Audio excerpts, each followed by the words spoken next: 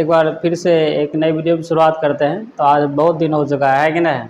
तो ये जो फिजिक्स चल रहा था तो हमने इसलिए भाग जो अध्याय 3 तक था उसको हमने कंप्लीट कर लिया है। ये अध्याय 4 का जो है भाग 1 है। तो अध्याय 4 जो होगा ये विद्युत धारा। तो इस विद्युत धारा को हम समझने का प्रयास करेंगे। तो इसमें लगभग में 3 भाग हो सकता है और इस 3 भाग में हम इस विद्युत धारा को ख़त्म करने का प्रयास करेंगे। तो इस चैप्टर में हमको क्या सब पढ़ना है नहीं पढ़ना है तो इस सारा का PDF आपको इसी वीडियो के लिंक के नीचे मिल जाएगा। तो विद्युत धारा है इसमें हमको क्या सब पढ़ना है उसके बारे में क्या कर लेते हैं, पहले पढ़ लेते हैं, ठीक है। तो क्या सब पढ़ने का मतलब हो गया किसे सामान्य परिचय है कि ना, सामान्य परिचय। तो देखो इसमें देखो क्या सब पढ़ना है। तो पहले बात समझना है किसे, पहले हमको इसको पढ़ना है कि जो परमाणु होता है इस परमाणु क्या होता है। अगर हम परमाणु अच्छी तरीक़ा से समझ जाएंगे तो हमको जो विद्युत धारा है इसको समझाने में आसानी होगा। पूरे विद्युत धारा में जो है मात्र 2 से 3 शब्द ही क्या करता है, घूमते रहता है। जो 2 से 3 शब्द समझ लेगा उसको विद्युत धारा का जो चैप्टर होगा बहुत ही आसान लगेगा। एक है आपके पास इलेक्ट्रॉन को समझना, अगर आप इलेक्ट्रॉन को समझ जाएंगे तो हो जाएगा। उसके बाद दूसरा है प्रतिरोध का और तीसरा है विभवांतर और विभव का।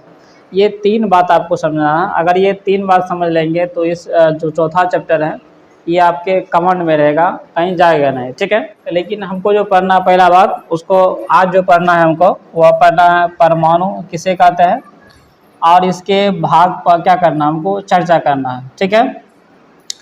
तो ये सब क्या सब पढ़ना नहीं पढ़ना है एक बार आपको हम बता देते हैं क्या सब है। तो परमाणु पहला बात क्या है कि जो परमाणु है ये क्या चीज़ है।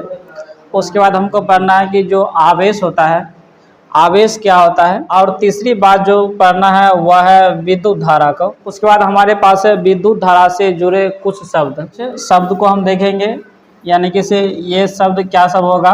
जैसे कि हो गया आपको जो बताया पहला बात कि प्रतिरोध क्या होता है और विभवांतर या विभव क्या होता है, इसके बारे में क्या करना है इसको पढ़ना। उसके बाद हमारे पास जो होगा वह होगा एमीटर और वोल्टमीटर क्या होता है। उसके बाद है बैटरी किसे कहते हैं और बैटरी के प्रकार को भी पढ़ेंगे, यहाँ पे नहीं दिया हुआ है तो उसके प्रकार को भी हम चर्चा करेंगे। उसके बाद दृष्टि धारा और प्रत्यावर्ती धारा कहेंगे किसको कहते हैं इसको पढ़ेंगे। ओम के नियम यानी कि से आपके सारा PDF में यहाँ पे लिखा गया है किसे हमको क्या सब पढ़ना है यहाँ पे, ठीक है। सारा यहाँ पे लिखा गया है तो आपको सारा मिल जाएगा, दिक्कत की बात नहीं है। तो जुटों से बोर्ड भर के हमको कोई फायदा होने वाला नहीं है क्योंकि फिर इसको मिटाना ही पड़ेगा। तो हम शुरुआत करते हैं इस परमाणु से। जो परमाणु है ये परमाणु का क्या मामला है। तो देखो हमारे पास एक तार है कि ना है, ये दिख रहा है तुमको, दिख रहा है कि नहीं दिख रहा है। हम यहाँ से इसको काट देते हैं, ठीक है। देखो हमने इसको यहाँ इतना काट दिया है कि ना है। तो ये एक समझो कि कोई पदार्थ है, ठीक है, दिख रहा है कि नहीं दिख रहा है। तो ये कोई पदार्थ है। अब इस पदार्थ को थोड़ा सा और काटते हैं, आधा करते हैं।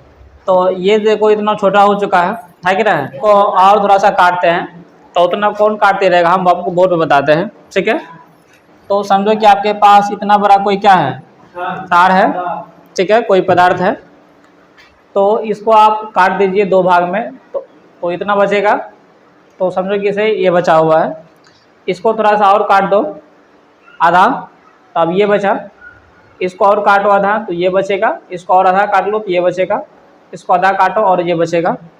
तो आप पूछेंगे कि कहाँ तक काटना है कि नहीं। उसको तब तक काटो जब वो टूटने वाला अब कटने वाला नहीं है। सीधा सी बात के कि कोई भी पदार्थ आपके पास रहेगा, जैसे ये मार्कर है, इस मार्कर को भी तब तक तोड़ो जब तक ये टूटने लायक अब नहीं बचे। एक हमारे पास पदार्थ था, ये कोई पदार्थ है और इस पदार्थ को हम तोड़ते गए और समझो कि लास्ट में एक छोटा सा क्या मिला, छोटा सा कण मिला है। क्या मिला है, कण।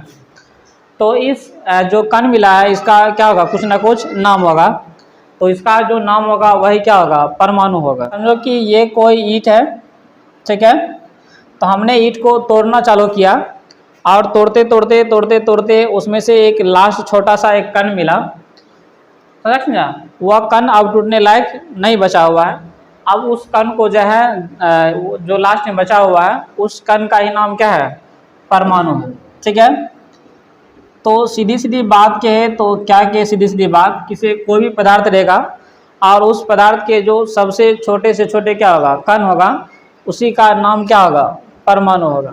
किताब की भाषा में जो सबसे छोटा से छोटा होगा उसको सूक्ष्मतम कण कहा जाता है तो इसीलिए हम इसका जो परिभाषा लिखे हैं उस नोट्स में, किसी भी पदार्थ के सबसे छोटे से छोटे या किसी पदार्थ के सूक्ष्म कण को क्या कहेंगे, हम परमाणु कहेंगे। तो जैसे अभी आप हमको देख रहे हैं, है कि नहीं, अभी जैसे कोई आदमी फ़ोन से कहीं पे बात कर लेता है, काहे बात कर लेता है, क्योंकि टेक्नोलॉजी आगे बढ़ चुका है कि नहीं, दुनिया डेवलप कर चुका है।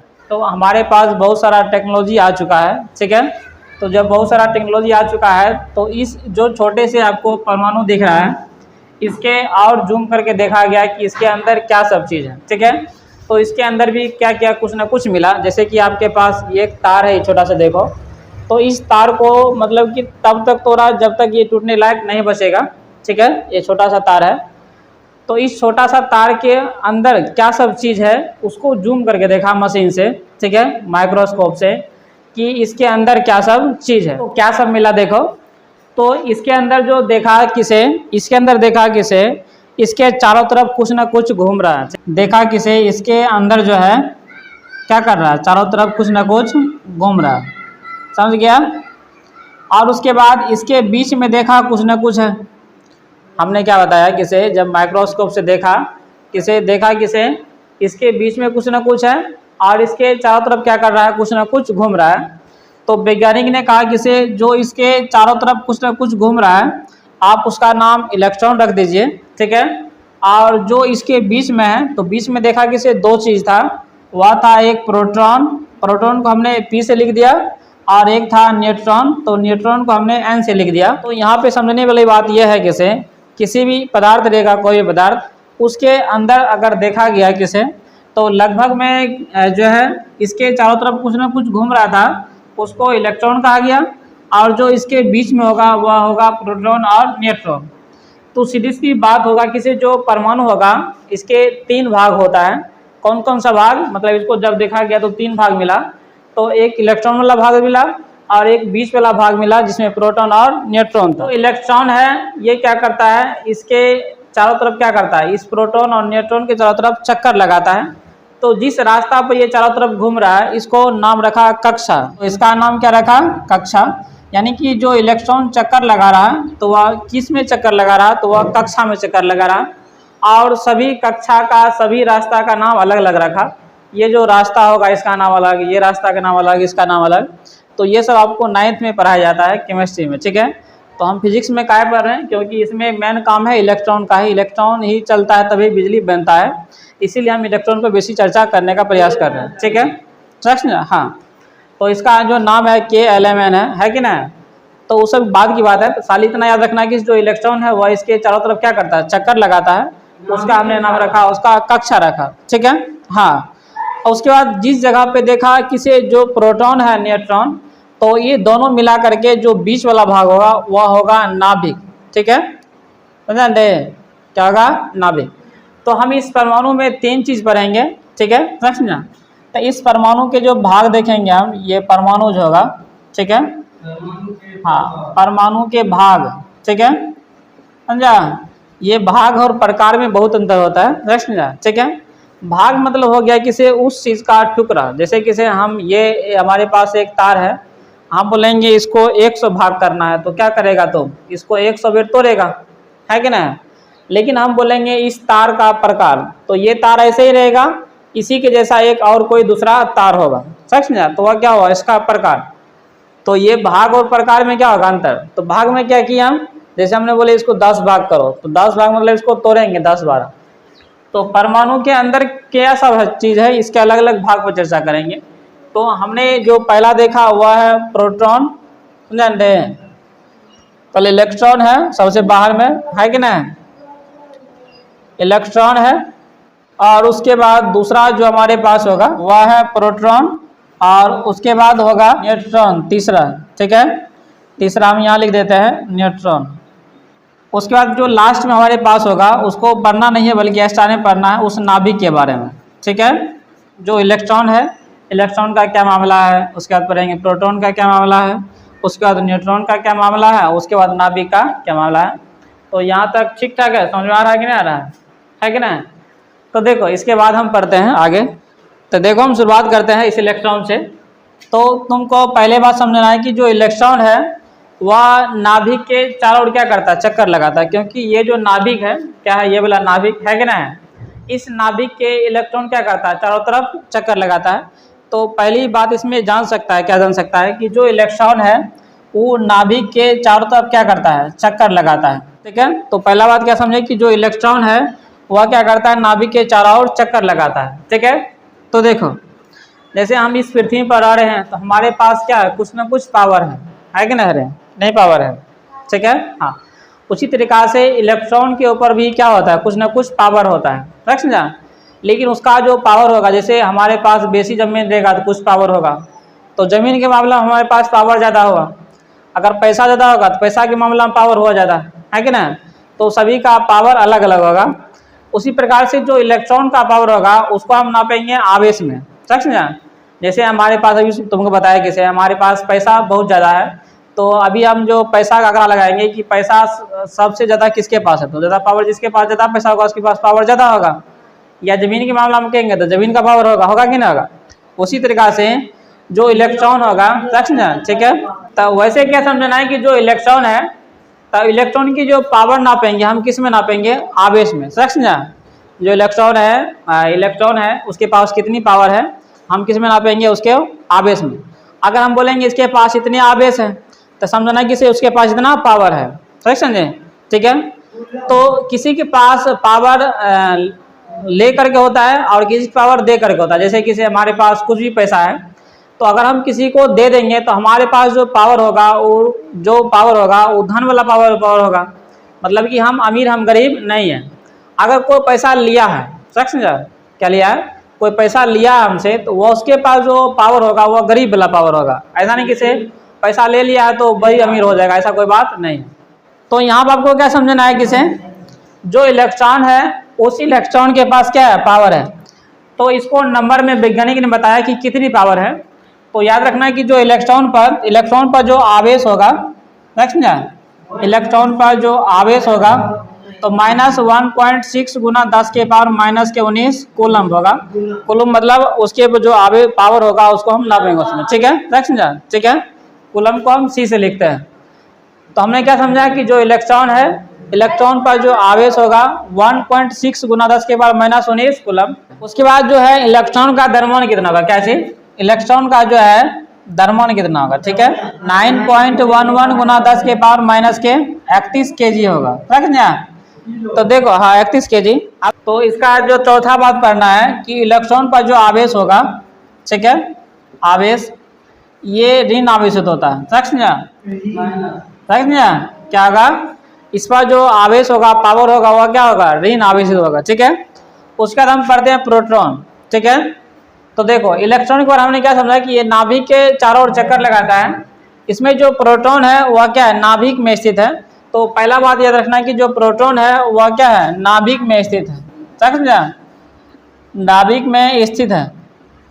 इस पर जो पावर रहेगा, कितना पावर रहेगा, तो हाँ कहा सकता है, इस पर जो पावर रहेगा, प्रोटॉन पर जो आवेश रहता है, समझा, तो 1.6 गुना 10 के पावर -19 कूलम होगा। ठीक है, तो इसका जो वजन होगा, देखो प्रोटॉन का वजन, ठीक है, प्रोटॉन का वजन क्या, तो द्रव्यमान, तो देखो 1.672 गुना 10 के पावर -27 kg होगा, समझा। उसका देखो लास्ट न्यूट्रॉन पर क्या मामला है, इस न्यूट्रॉन जो है ये भी परमाणु के नाभिक में ही क्या होता है, स्थित होता है, समझा, नाभिक में स्थित होता है। दूसरा बात याद रखना है किसे, जैसे प्रोटॉन पर आवेश था, इस न्यूट्रॉन जो है, इस न्यूट्रॉन पर कोई आवेश नहीं होता है, समझा, न्यूट्रॉन पर कोई आवेश नहीं होता, मतलब इसके पास जो पावर है वह कुछ भी नहीं है, समझा, कोई आवेश नहीं होता है। इसको क्या करना है, याद रखना है कि जो न्यूट्रॉन होगा इस पर कोई आवेश नहीं होगा। उसके बाद जो न्यूट्रॉन है इसका जो द्रव्यमान होगा, ठीक है, इसका द्रव्यमान होगा 1.674 गुना 10 के पावर माइनस के कितना है, 27 kg होगा, समझा। इतनी बात इसमें याद रखना है। उसके बाद हम जो परमाणु का भाग पढ़ रहे हैं, इसका जो लास्ट होगा, इस बार नाभिक को पढ़ रहे हैं, ठीक है, तो यानी कि से ये नाभिक होगा। ठीक है, तो देखो, तो तुमको ये समझना है कि इसमें जो प्रोटॉन है, हाँ यहाँ तो दिख रहा है कि नहीं दिख रहा है, ठीक है, तो ये जो प्रोटॉन है और ये क्या है, न्यूट्रॉन है, तो बताओ प्रोटॉन पर क्या हो गया, प्रोटॉन पर हमको धन आवेश हो गया, कितना लिखा है, इसको भी लिख लो कि जो प्रोटॉन है इस पर क्या होगा, धन आवेश होगा, ठीक है, धन आवेश होगा, ठीक है। ये धन आवेश पर चर्चा करेंगे आगे हम क्या होता है आवेश, ठीक है। तो ये प्रोटॉन जो इस पर क्या है, धन आवेश है, और जो इसमें न्यूट्रॉन है इस पर कोई भी आवेश नहीं होता है। इसका मतलब जो परमाणु के जो नाभिक है इसका जो होगा आवेशित, तो ये धन आवेशित होगा कि नहीं होगा, क्योंकि इसे प्रोटॉन पर क्या है, धन आवेश है और न्यूट्रॉन पर कोई आवेश नहीं है, तो प्रभाव जो होगा प्रोटॉन का होगा, तो जो नाभिक है वह धन आवेशित होता है, इसको क्या करना याद रखना, ठीक है कि जो नाभिक है ये नाभिक क्या है, धन आवेशित है। ये कैसे हुआ, क्योंकि इसे प्रोटॉन पर धन आवेश है और न्यूट्रॉन पर कोई आवेश नहीं है, तो कोई आवेश इस पर नहीं है, तो इस पर कोई बातें नहीं होगा, और इस पर जो प्रोटॉन है इस पर क्या आवेश है, इसलिए क्या होगा, जो इसका नाभिक होगा वह धन आवेशित होगा, ठीक है, इतनी बात याद रखना है। उसका देखो, जब हम प्लस को और माइनस को दोनों मिला देंगे तो दोनों का चार्ज खत्म हो जाता है, जैसे कि बैटरी देखा होगा, तो बैटरी का जैसे प्लस और माइनस दोनों को मिला देगा, समझ, उसका पावर खत्म हो जाता है। तो उसी तरीका से इसमें जो प्रोटॉन है और न्यूट्रॉन है, तो प्रोटॉन पर जो धन आवेश है, इसमें जो इलेक्ट्रॉन है ऋण आवेश है, तो प्रोटॉन को धन आवेश और इलेक्ट्रॉन दोनों मिला करके जो है ये जो परमाणु पूरा होगा ये परमाणु उदासीन हो जाता है, मतलब इस पर कोई चार्ज नहीं बचता, समझ। तो तीसरी बात याद रखना है कि नाभिक के अलग से हट करके जो परमाणु होगा, ठीक है, परमाणु किसी भी तत्व रहेगा, कोई भी तत्व, उसका जो परमाणु होगा परमाणु उदासीन होता है। उदासीन मतलब क्या चीज, उसका कोई प्रभाव नहीं होगा, समझ घंटे। परमाणु मतलब क्या चीज, और परमाणु का जो परमाणु होगा वह उदासीन होगा, क्यों, क्योंकि इसका जो परमाणु का नाभिक है उसमें प्लस है और ये इलेक्ट्रॉन का माइनस है, दोनों मिल करके दोनों के पावर को खत्म कर देगा और उसके बाद कोई पावर नहीं बचेगा, तो वह हमको उदासीन हो जाएगा। इस बात को क्या करना, याद रखना है, ठीक है। और जो नाभिक है, तो नाभिक कहाँ है, इस परमाणु के बीच वाला भाग को हम क्या कहेंगे, नाभिक कहेंगे। इसको याद रखना है कि जो परमाणु होगा, ठीक है, हम नाभिक पर चर्चा कर रहे हैं कि जो परमाणु होगा, परमाणु के जो बीच वाला स्थान होगा, मध्य वाला भाग, ठीक है, मध्य वाला भाग को ही क्या कहते हैं, हम नाभिक कहते हैं, है कि नहीं। तो ये परमाणु है, इसका देखो जो बीच वाला भाग है इसका क्या, ये हमको नाभिक है, इतनी बात को याद रखना है। अब देखो इसका जो नाभिक है इसकी पता किया कि से इसकी साइज कितना है, समझा। जैसे तुम एक ईंट लिया और इस ईंट में से एक छोटा सा दाना निकाला थी, कण निकाला, और इस कण में से जो इलेक्ट्रॉन चारों तरफ घूम रहा है उसको छोड़ करके, और बल्कि इसके जो बीच में प्रोटॉन है न्यूट्रॉन है, इसके साइज को पता किया कि कितनी बड़ा साइज होगा इसका। तो इसका जो नाभिक का व्यास पता किया, वह पता किया कि इसे 10 के पावर -15 मीटर, कितना, 10 के पावर -15 मीटर। अब ये 10 के पावर 15 मीटर कितना होता है उसको एक बार आंकड़ा लगा लिया जाए, तो देखो तो समझो कि 1 मीटर का कोई तार है, समझा, 1 मीटर का क्या है, कोई तार है। हम किसकी बात कर रहे हैं, एक कण निकाले हैं, इस कण में से जो इलेक्ट्रॉन चारों तरफ घूम रहा है उसका नहीं, ये पूरे का कितना बड़ा उसको नहीं पता कर रहे हैं, बल्कि इसके अंदर जो प्रोटॉन न्यूट्रॉन है उसकी साइज पता कर रहे हैं कितनी बड़ा होगा, समझा। तो 1 मीटर का कोई तार है, तो हमने क्या बताया, इसका जो नाभिक होगा वह होगा 10 के पावर -15 मीटर, समझा। तो 10 के पावर -15 मीटर मतलब क्या हो गया, इसको सीधा करके लिखेगा तो 10 के पावर +15 मीटर होगा। तो अब 10 के पावर 15 मतलब देखो 10 के क्या हो, 0, 15 जीरो होगा। अब समझो ये जितना भी होगा उसको इतना भाग में इसको तोड़ो, 1 मीटर के तार को, इतना बड़ा तार है, इसको गिन लो कितना होगा, समझा। इसको इतना भाग में क्या कर दो, इसको तोड़ दो। अब समझो उसका जो आकार होगा कितनी बड़ा होगा, उतने आकार का क्या होगा, ये हमको इसका नाभिक होगा। लेकिन इसके पूरे को नापेगा, इस पूरे को कितना होगा, तो वह होगा, तुमको पूरे परमाणु का बात कर रहे हैं, ठीक है। अभी हम परमाणु के एक बार देख लो, जो परमाणु है, परमाणु के नाभिक की बात करेगा, नाभिक के, तो नाभिक की जो त्रिज्या व्यास होगा, क्या होगा, व्यास यहाँ से लेकर के यहाँ तक, तो वह होगा 10 के पावर -15 मीटर। लेकिन खाली इतना तो नापेगा तब, लेकिन इस पूरे को नापेगा, मतलब कि इसे बिंदु ई छोर से ई छोर तक नापना है। एक मिट्टी कण ले लो, उस मिट्टी के कण को जो है इस छोर से इस छोर तक के, तो यहाँ से लेकर के यहाँ तक, उसका जो साइज कितना होगा, तो वह होगा 10 के पावर -10 मीटर, समझा। तो ये दोनों में विद्यार्थी बहुत कन्फ्यूजन करता है, क्या कन्फ्यूजन करता है, किसे, तो नाभिक पूछेगा तो खाली इतना तक नापना, अब पूरा परमाणु पूछेगा तो ये पूरा, तो पूरा को नापा तो 10 के पावर माइनस 10 मीटर, तो 10 तक देख लो, 1 2 3 4 5 यहाँ तक मीटर दो, ठीक है। तो 1 2 3 4 5 6 7 8 9 10 हुआ कि नहीं हुआ। तो इकाई दाएं सैकड़ा हजार, इकाई दाएं सैकड़ा हजार, 10,000 लाख, 10 लाख करोड़, 10 करोड़, उसके बाद अरब, 10 अरब, मतलब 1 मीटर तार को 10 अरब बार क्या कर दो, तोड़ दो, तो जितना उसका साइज होगा उतना इस पूरे एक कोनो चीज के कण का क्या होगा, साइज होगा, समझ, हाँ उसका व्यास होगा, ठीक है, 10 के पावर माइनस 10 मीटर तक, ठीक है। उसका देखो तो कोई भी परमाणु है, क्या चीज है, कोई परमाणु है, उसका जो टोटल वजन होगा, क्या होगा, टोटल वजन, जैसे कि हमारा टोटल वजन नापना है, देखो ऐसा नहीं कि इस मूढ़ी को तराजू पर रख देंगे तो टोटल वजन पता चल जाएगा, ऐसा हो पाएगा, ऐसा नहीं हो पाएगा।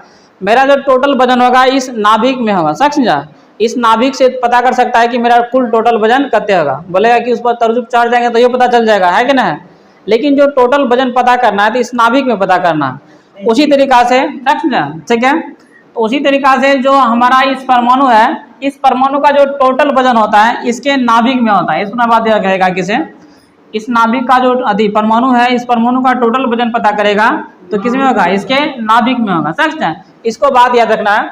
उसके बाद लेकिन सभी तत्व में जो है ये जो इलेक्ट्रॉन है, इस इलेक्ट्रॉन की संख्या अलग अलग होगा। जैसे कि अगर आप एल्युमिनियम की चादर लेते हैं, समझ, ये समझो कि एक एल्युमिनियम की चादर है, इसको तुम तोड़ते गया तोड़ते गया तोड़ते गया, जो लास्ट में बचा हुआ परमाणु है बस एक छोटा सा निकला डॉट, समझ, छोटा सा कण निकला।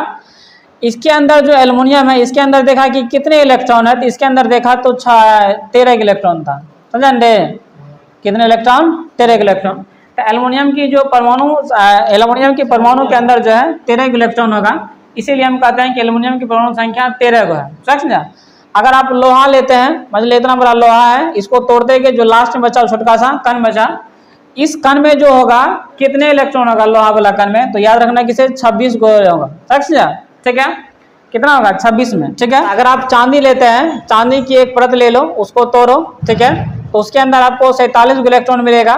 ऐसे आप सोना ले लीजिए, सोना को तोड़िए, जो लास्ट में छोटा सा कण मिलेगा, इसके अंदर जो इलेक्ट्रॉन मिलेगा वह कितना है, 79 इलेक्ट्रॉन मिलेगा, समझा।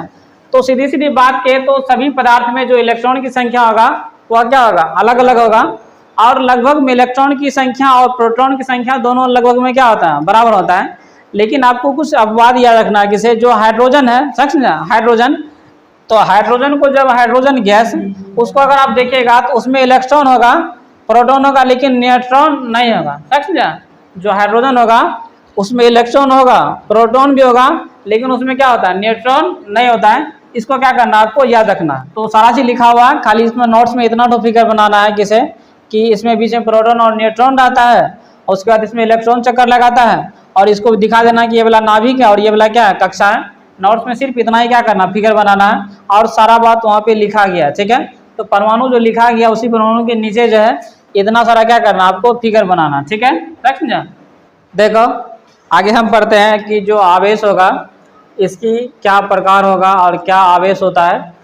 तो हमने अभी तुरंत ही पढ़ा कि जो इलेक्ट्रॉन है उस पर जो पावर होगा, उसकी जो क्षमता होगा वही क्या होगा, आवेश होगा। तो इतना बात समझो इधर किसे, तो हमारे पास एक किसी का परमाणु है, और उस परमाणु में क्या होगा, नाभिक होगा, और उसके चारों तरफ जो है इलेक्ट्रॉन क्या करता है, चक्कर लगाता है कि ना, ऐसा ही कुछ मामला है। तो इसमें जो प्रोटॉन है और न्यूट्रॉन है कि नहीं, तो आवेश जो बनता है वह कैसे बनता है, इधर देखो, जो इसमें इलेक्ट्रॉन है, क्या इलेक्ट्रॉन है, तो अगर ये इसके पास इलेक्ट्रॉन ज़्यादा हो जाएगा, तो ये किसी को इलेक्ट्रॉन अगर दे देगा तो इस पर क्या करेगा, कुछ ना कुछ आवेश आ जाएगा। अगर ये किसी से, इसको अगर इलेक्ट्रॉन कमी है तो ये क्या करेगा, किसी से इलेक्ट्रॉन लेगा, तब क्या करेगा, आवेश हो जाएगा इस पर। तो सीधी सीधी बात के तो आवेश तब होगा जब इलेक्ट्रॉन किसी को देगा या किसी से लेगा, तब क्या करेगा, आवेश बनेगा ज़्यादा, समझा, ठीक है। तो देखो मान लो किसे, ये इलेक्ट्रॉन है, ये इलेक्ट्रॉन को 500 समझो, कितना समझो, 500, समझा। तो ये अगर किसी को 500 दे दिया है तो इसका मतलब ये गरीब हुआ, अमीर हुआ, ये अमीर हुआ बल्कि गरीब नहीं हुआ, क्योंकि ये दिया है, लिया नहीं है, समझा। तो हमारे पास जितना भी धन रहेगा, अगर हम किसी को देंगे तो हम गरीब नहीं हो जाएंगे, समझा, मतलब हम अमीर रहेंगे।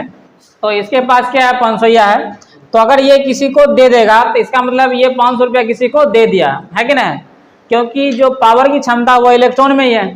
तो अगर ये किसी को दे दिया है तो ये इसके पास क्या करेगा, एक आवेश आ जाएगा, मतलब किसे इसके दिमाग में या इसके कपार पर जैसा समझो, किसे कोई कहेगा किसे इसके पास क्षमता जो है एक आवेश की बराबर है, समझा, क्योंकि एक इलेक्ट्रॉन क्या किसी को दिया है। अगर यही परमाणु जो है किसी से इलेक्ट्रॉन ले लेगा, जैसे कि अभी हमने देखा था कि जो लोहा के पास है उसके पास 26 इलेक्ट्रॉन है, अगर 26 इलेक्ट्रॉन उसके पास है तो वह किसी को एक इलेक्ट्रॉन दे देगा, तो इसका मतलब क्या चाहिए, उसके बाद धन आवेश आ जाएगा। तो अगर एक इलेक्ट्रॉन देगा तो उस पर एक धन आवेश आ जाएगा, दो देगा तो दो धन आवेश आ जाएगा। तो जो लोहा है उसको हम लिखते हैं Fe। अगर समझो कि ये लोहा का परमाणु है, इसलिए 2 इलेक्ट्रॉन को किसी को दे दिया तो इसके माथा पर 2 प्लस आ जाएगा, मतलब कि लोग को दिखाएगा देखो हम 2 इलेक्ट्रॉन दिए तो हम अमीर है, गरीब नहीं है, समझा, ठीक है। तो अगर ये इलेक्ट्रॉन ले लेगा, समझो कि 2 इलेक्ट्रॉन ले लिया है तो इस पर 2 माइनस आ जाएगा, मतलब ये इलेक्ट्रॉन लिया है, तो सबको दिखाएगा देखो हमने इलेक्ट्रॉन लिया है, समझा। तो आवेश हम इसको कहेंगे जब भी कोई भी परमाणु है अगर किसी को इलेक्ट्रॉन देता है या क्या कहता है किसी को इलेक्ट्रॉन लेता है तो उस पर जो पावर चलेगा, क्षमता चलेगा, उसको हम आवेश कहेंगे। लेकिन किताबी भाषा में अगर किसी को हम देंगे किसी को कोई लेंगे तो इसका क्या होता है, कुछ ना कुछ नाम अलग हो जाता है, समझा।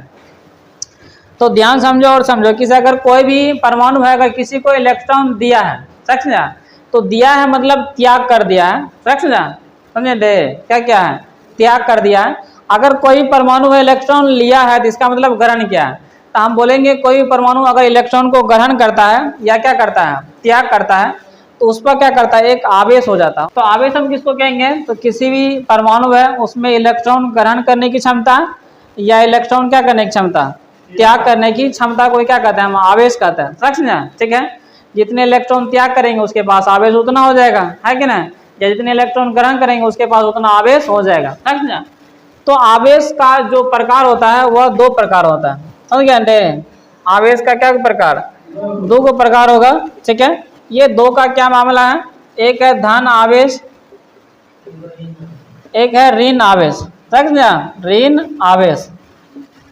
तो देखो धन आवेश का क्या मामला है, तो धन आवेश का मामला है किसे, अगर कोई इलेक्ट्रॉन किसी को, कोई परमाणु है इलेक्ट्रॉन क्या करेगा किसी को देगा, तो देगा मतलब त्याग करेगा, तो उस पर धन आवेश आ जाएगा।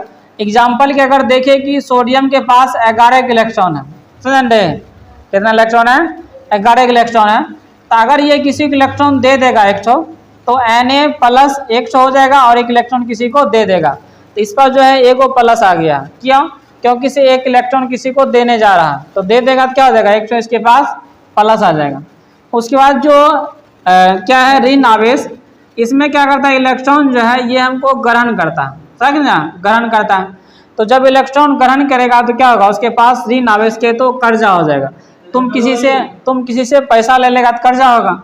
एग्जाम्पल के लिए क्लोरीन के पास 17 इलेक्ट्रॉन है, तो ये एक इलेक्ट्रॉन क्या करता है ग्रहण करता है, तो Cl के पास जो है एक इलेक्ट्रॉन ग्रहण किया तो इसके ऊपर एक माइनस आ जाएगा, समझा, एक इलेक्ट्रॉन ग्रहण किया है क्या क्या इसके ऊपर एक माइनस आ जाएगा, ठीक है। तो हमने और तुमने ही बहुत अच्छा समझ लिया कि जो धनावेश होगा वह इलेक्ट्रॉन को त्याग करने से बनेगा। एग्जाम्पल के हमने सोडियम लिया, और ऋण आवेश तब बनेगा जब इलेक्ट्रॉन को ग्रहण करेगा। एग्जाम्पल के हमने क्या किया, क्लोरीन को लिया, क्लोरीन क्या करता है इलेक्ट्रॉन को ग्रहण करता है। अब ये इलेक्ट्रॉन लेने देने का क्या मामला है, देखो जैसे कि हमारे पास अभी हम यहाँ पढ़ाने आते हैं, कुछ ना कुछ हमको पैसा चाहिए इसीलिए पढ़ाने आते हैं, अन्यथा हम नहीं पढ़ाने आते, है कि नहीं, ऐसा कि नहीं। तो कोई भी परमाणु है उसको ठीक ठाक रहने के लिए, जैसे कि अगर हमको जितना पैसा चाहिए, मान लो कि हमको 10,000 रुपया कोई दे देगा तो हम यहाँ पढ़ाने नहीं आएंगे, समझा। हमको अगर कोई 10,000 रुपया दे देगा क्या करेगा, हम यहाँ पढ़ाने नहीं आएंगे, ठीक है। तो कोई दे देगा तो हम पढ़ाने नहीं आएंगे, तो हम क्या हो जाएंगे, अस्थायी हो जाएंगे, तो हमको कोनो काम करना नहीं पड़ेगा। जैसे अभी हम पैसा के लिए क्या करते, कोई काम कर रहे हैं तो कोई दे देगा इतना पैसा तो हम क्या करेंगे, नहीं आएंगे पढ़ाने, ठीक है। तो उसी तरीका से कोई भी परमाणु है, जैसे उसके पास सोडियम के पास 11 इलेक्ट्रॉन है कि नहीं, तो सोडियम के पास 11 इलेक्ट्रॉन है तो इसके पास 1 इलेक्ट्रॉन एक्स्ट्रा है। अगर इसके पास 1 इलेक्ट्रॉन एक्स्ट्रा है तो ये क्या करता है, किसी को देने के लिए चाहता है। अगर 1 इलेक्ट्रॉन किसी को दे देगा तो ये अस्थायी हो जाएगा, तब इसको भटकाना नहीं पड़ेगा, समझा। लेकिन क्लोरीन को जो है 1 इलेक्ट्रॉन चाहिए, 1 इलेक्ट्रॉन खोजता है ग्रहण करने के लिए, 1 इलेक्ट्रॉन कोई दे देगा इसको तो ये भी क्या हो जाएगा, अस्थायी हो जाएगा, फिर ये किसी के साथ भटके उटकेगा नहीं। समझ गया कि नहीं समझ गया? तो हमने क्या समझा कि जो आवेश है क्या है और इसके प्रकार क्या है, इस पर हमने क्या क्या चर्चा किया। अब मेरा जो चैप्टर शुरू होता है वह होता है यहाँ से विद्युत धारा, समझ ना। यहाँ से अब हम समझते हैं कि विद्युत धारा क्या होता है। अब विद्युत धारा को पढ़ने में हमको बहुत ही आसानी होगा, समझ ना, ठीक है। इसको एक बार पढ़ लिया जाए।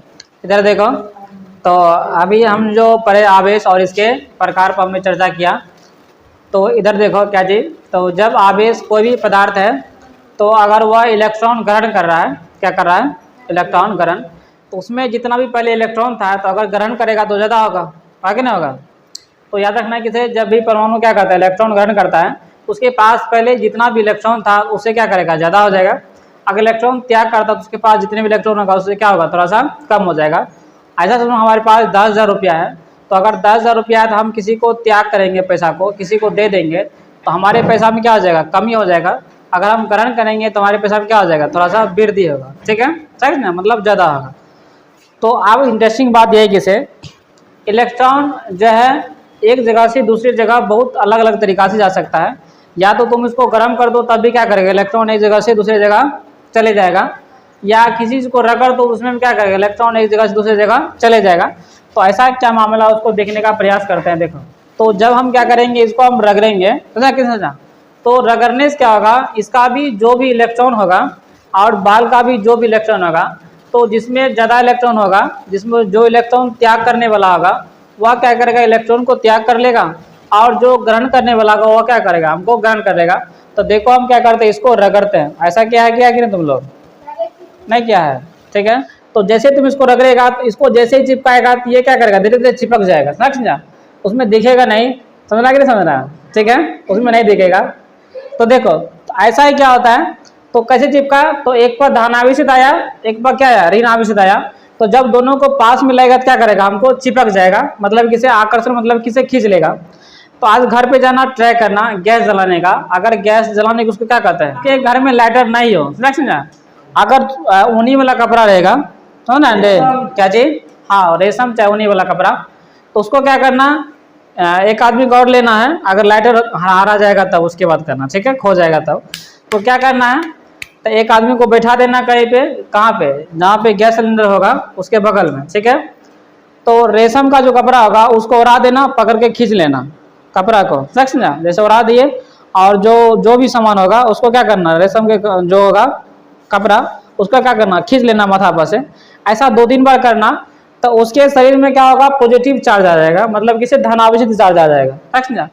तब क्या करना, गैस सिलेंडर का जो जहाँ से होगा गैस चालू करने का, वहाँ से चालू कर देना, और उसका जो लोहा होगा कौन जहाँ से जलता है, समझना, उसको थोड़ा सा टच करेगा, तो उससे क्या करेगा, उससे लोहा में जो तुम्हारे हाथ में धनावेशित है और जो लोहा ऋणावेशित होगा उसमें क्या करेगा, इलेक्ट्रॉन जाना चालू हो जाता है। तो जैसे इलेक्ट्रॉन जाता है तो उसके बीच में कोई संपर्क नहीं हुआ, तो थोड़ा सा वहाँ पे चिंगारी उत्पन्न हो जाता है, और जैसे चिंगारी उत्पन्न हो जाएगा क्या करेगा, हमको बिना लाइटर के भी क्या करेगा, गैस हमको जल जाएगा, ठीक है।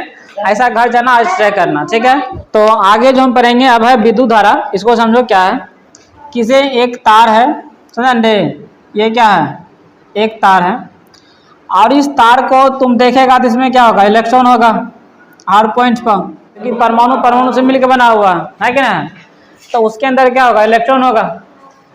तो विद्युत धारा कैसे बनता है, करंट कैसे बन जाता है, समझेंगे कैसे, तो करंट बनता है इलेक्ट्रॉन की प्रभाव से, प्रभाव मतलब चलना। इलेक्ट्रॉन अगर चलना चालू कर देगा, इलेक्ट्रॉन क्या करेगा, चलना चालू कर देगा। तो जैसे इलेक्ट्रॉन चलेगा तो यहाँ का इलेक्ट्रॉन यहाँ आया तो कुछ उसके पास पावर आ गया, ठीक है, इसका पावर इसके पास चले आ जाएगा, मतलब इलेक्ट्रॉन चल रहा है लेकिन रियल में चल नहीं रहा, बल्कि तुमको समझना है कि इस इलेक्ट्रॉन क्या कर रहा है, चल रहा है। तो जैसे इलेक्ट्रॉन चलेगा तो तैसे ही क्या करेगा, बिजली बनना हमको चालू हो जाएगा। मतलब किसी जो इलेक्ट्रॉन है, इलेक्ट्रॉन अगर चलेगा तो किताब की भाषा में उसको प्रभाव कहते हैं। तो इलेक्ट्रॉन की प्रभाव के दर को क्या कहते हैं, विद्युत धारा कहते हैं। इसमें दर क्यों लगा है, तो दर बताता है समय को। अगर कम समय में इलेक्ट्रॉन बेसिक आ जाएगा तो बिजली हमको ढेर का बन जाएगा, तो क्या समझ गया, ढेर का बनेगा। अगर कम समय में इलेक्ट्रॉन कम में जा रहा है तो बिजली बहुत कम बनेगा। ऐसा समझो कि से एक कोई तार है और इसके अंदर इलेक्ट्रॉन क्या का इलेक्ट्रॉन है, तो जैसे ही इलेक्ट्रॉन चलना चालू किया तो बिजली बनना क्या हो गया, चालू हो जाएगा। लेकिन बिजली ऐसे तुरंत नहीं बनता है, तो ये इलेक्ट्रॉन चलना चालू हो गया। आप समझो कि से एक गली है और उस गली में 100 लोग हैं। आप 100 लोग को समझना है कि वह सब इलेक्ट्रॉन है, ठीक है, समझ गया ना। तो 100 लोग हैं, तो अगर 100 आदमी है इस गली से पार होना सबको, ठीक है, मतलब सब इलेक्ट्रॉन किधर जाना है। तो जैसे इलेक्ट्रॉन जाएगा तो बिजली बनेगा, जैसे मतलब लोग जाएगा तो बिजली बनेगा, है कि नहीं। लेकिन लोग से बिजली नहीं बनेगा, याद रखना है। हम समझाने के बता रहे हैं कि 100 लोग है वह क्या है, इलेक्ट्रॉन है, और ये जो गली है ये क्या है, तार है, ठीक है, देख समझे। तो आप जैसे आदमी चलना चालू कर देगा तो अगर 1 सेकंड में सारा लोग क्या किया, यहाँ से लेकर के यहाँ तक पहुँच गया, तो समझो कि इसे कुछ ना कुछ बिजली बनेगा। उसका कुछ हम वैल्यू रख देते हैं 4, समझा, कितना, 4 बना बिजली, ठीक है। अभी हम जानेंगे इसमें किसमें नापते हैं इसको। लेकिन अगर ये 100 इलेक्ट्रॉन है, लेकिन इसको जाने में कितना 2 सेकंड लग गया, तो समय ज़्यादा लग गया। अब जैसे समय ज़्यादा लग गया तो अब इलेक्ट्रॉन की मांग कम हो जाता है, मतलब उतना बिजली नहीं बनता है, मतलब कि 2 बना, ठीक है। तो जो विद्युत धारा है वह क्या कहता है, तो वह कहता है कि इसे इलेक्ट्रॉन की प्रभाव की दर को हम क्या कहेंगे, विद्युत धारा कहेंगे। अब इसका जो परिभाषी है फॉर्मूला बनाया गया विद्युत धारा का, ठीक है, विद्युत धारा का। तो हम देख रहे हैं कि अगर समय ज़्यादा लग रहा है तो बिजली हमको कम बन रहा है, समझ गए। अगर कम में समय में सब एकाएक इलेक्ट्रॉन पहुंच जाएगा, मतलब इलेक्ट्रॉन तेज गया और तेज जाएगा तो बिजली ढेर का बना है, समझ गया, ठीक है। तो मतलब कि से इसका जो है उसका फॉर्मूला हो जाएगा, इसका विद्युत धारा का आवेश बटे समय क्या हो जाएगा, क्या कि मान लो कि आवेश है इलेक्ट्रॉन, है कि ना, तो 100 है, ठीक है। अब उसको लगा समय 1 सेकंड, कितना लगा 1 सेकंड, तो एकर मान कितने आएगा 100 आएगा। लेकिन आवेश 100 है, कितना है 100, 1 सेकंड लगा है, तो इसमें जो भाग लगाएंगे तो 21 मिनट कटेगा, ठीक है। अब समय लग रहा है 2 सेकंड, तो अब कितना हो गया 50। अब मान लो समय लग रहा है 3 सेकंड, तो देखो इधर, तो इसका देखो इसमें समय क्या है, कम है, तो विद्युत धारा का मान क्या हुआ 100 आया।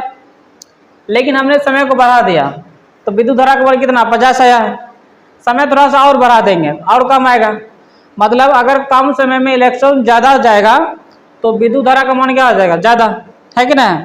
तो आप देखो विद्युत धारा को हम नापेंगे किस में, ठीक है, विद्युत धारा को नापेंगे किस में, तो विद्युत धारा को हम नापते हैं किस में, एम्पियर में। तो हम इसमें लगाएंगे एम्पियर, ठीक है, यानी कि कितना इलेक्ट्रॉन जाएगा उसका टोटल समय सब कुछ मिला उला के हम बोलेंगे 100 एम्पियर है, कितना है 100 एम्पियर। अगर हम बोलें 50 एम्पियर है तो अंदाजा लगाना है कि 100 ज़्यादा हुआ, है कि ना, मतलब करंट की मान क्या है, ज़्यादा है, इस वाला करंट का मान क्या है, ज़्यादा है, इसका मान क्या है हमको कम है। मतलब इलेक्ट्रॉन इसमें तेजी से प्रवाहित होता है, इसमें इलेक्ट्रॉन थोड़ा सा कम प्रवाहित होता है, समझना। तो जो विद्युत धारा है इसका ऐसा मतलब क्या होगा, हमको एम्पियर होगा। और जो विद्युत धारा है उसका जो फॉर्मूला होगा वह क्या होगा, आवेश बटे समय। तो इसमें पूछता है परीक्षा में, क्या पूछेगा, कहेगा किसी चालक में 2 कूलम आवेश है, कितना है 2 कूलम आवेश है, समझे। क्योंकि आवेश का ऐसा मतलब क्या होगा, कूलम, क्योंकि आवेश को कूलम ही नापे रहता है, ठीक है। तो हम क्या कहें कि कोई तार है उसमें जो है उसमें 2 कूलम आवेश हैं और 1 सेकंड तक प्रवाहित होता है, समझना, 1 सेकंड तक प्रवाहित होता है, तो उसमें कितना विद्युत धारा होगा, मतलब इलेक्ट्रिक करंट होगा, ठीक है। तो क्या करना है, आवेश बटे समय होगा, है कि ना। तो आवेश है 2 कूलम और समय कितना है 1 सेकंड, है कि ना। तो जो विद्युत धारा का मान हो जाएगा वह कितना हो जाएगा 2, तो 2 एम्पियर होगा, कितना हुआ 2 एम्पियर, ठीक है। तो यहाँ से हम सारा चीज़ को व्याख्या के लिख देते हैं कि विद्युत धारा को हम आई कहते हैं, समझा। तो अगर हम कहीं पे आई लिख दें तो समझना कि विद्युत धारा लिखा हुआ। लेकिन हम अगर पूछेंगे विद्युत धारा को नापते किस में है, तब एम्पियर में नापते हैं, समझा, एम्पियर में। एम्पियर को हम सूचित करेंगे ए से, ठीक है। ये परीक्षा में बार बार पूछा जाता है कि जो विद्युत धारा है उसका ऐसा मतलब क्या होगा, एम्पियर होगा। तो देखो, तो विद्युत धारा का संकेत जो होगा वह कितना होगा, आई होगा, मतलब उसको दिखाएंगे आई से, ठीक है। लेकिन नापने की बात आएगा तो एम्पियर। आवेश को अगर दिखाएंगे तो Q से दिखाएंगे, लेकिन नापेंगे तो C से नापेंगे, कूलम से, ठीक है। और समय को जानवे करता है, समय को T से दिखाते हैं और T में भी नापते हैं।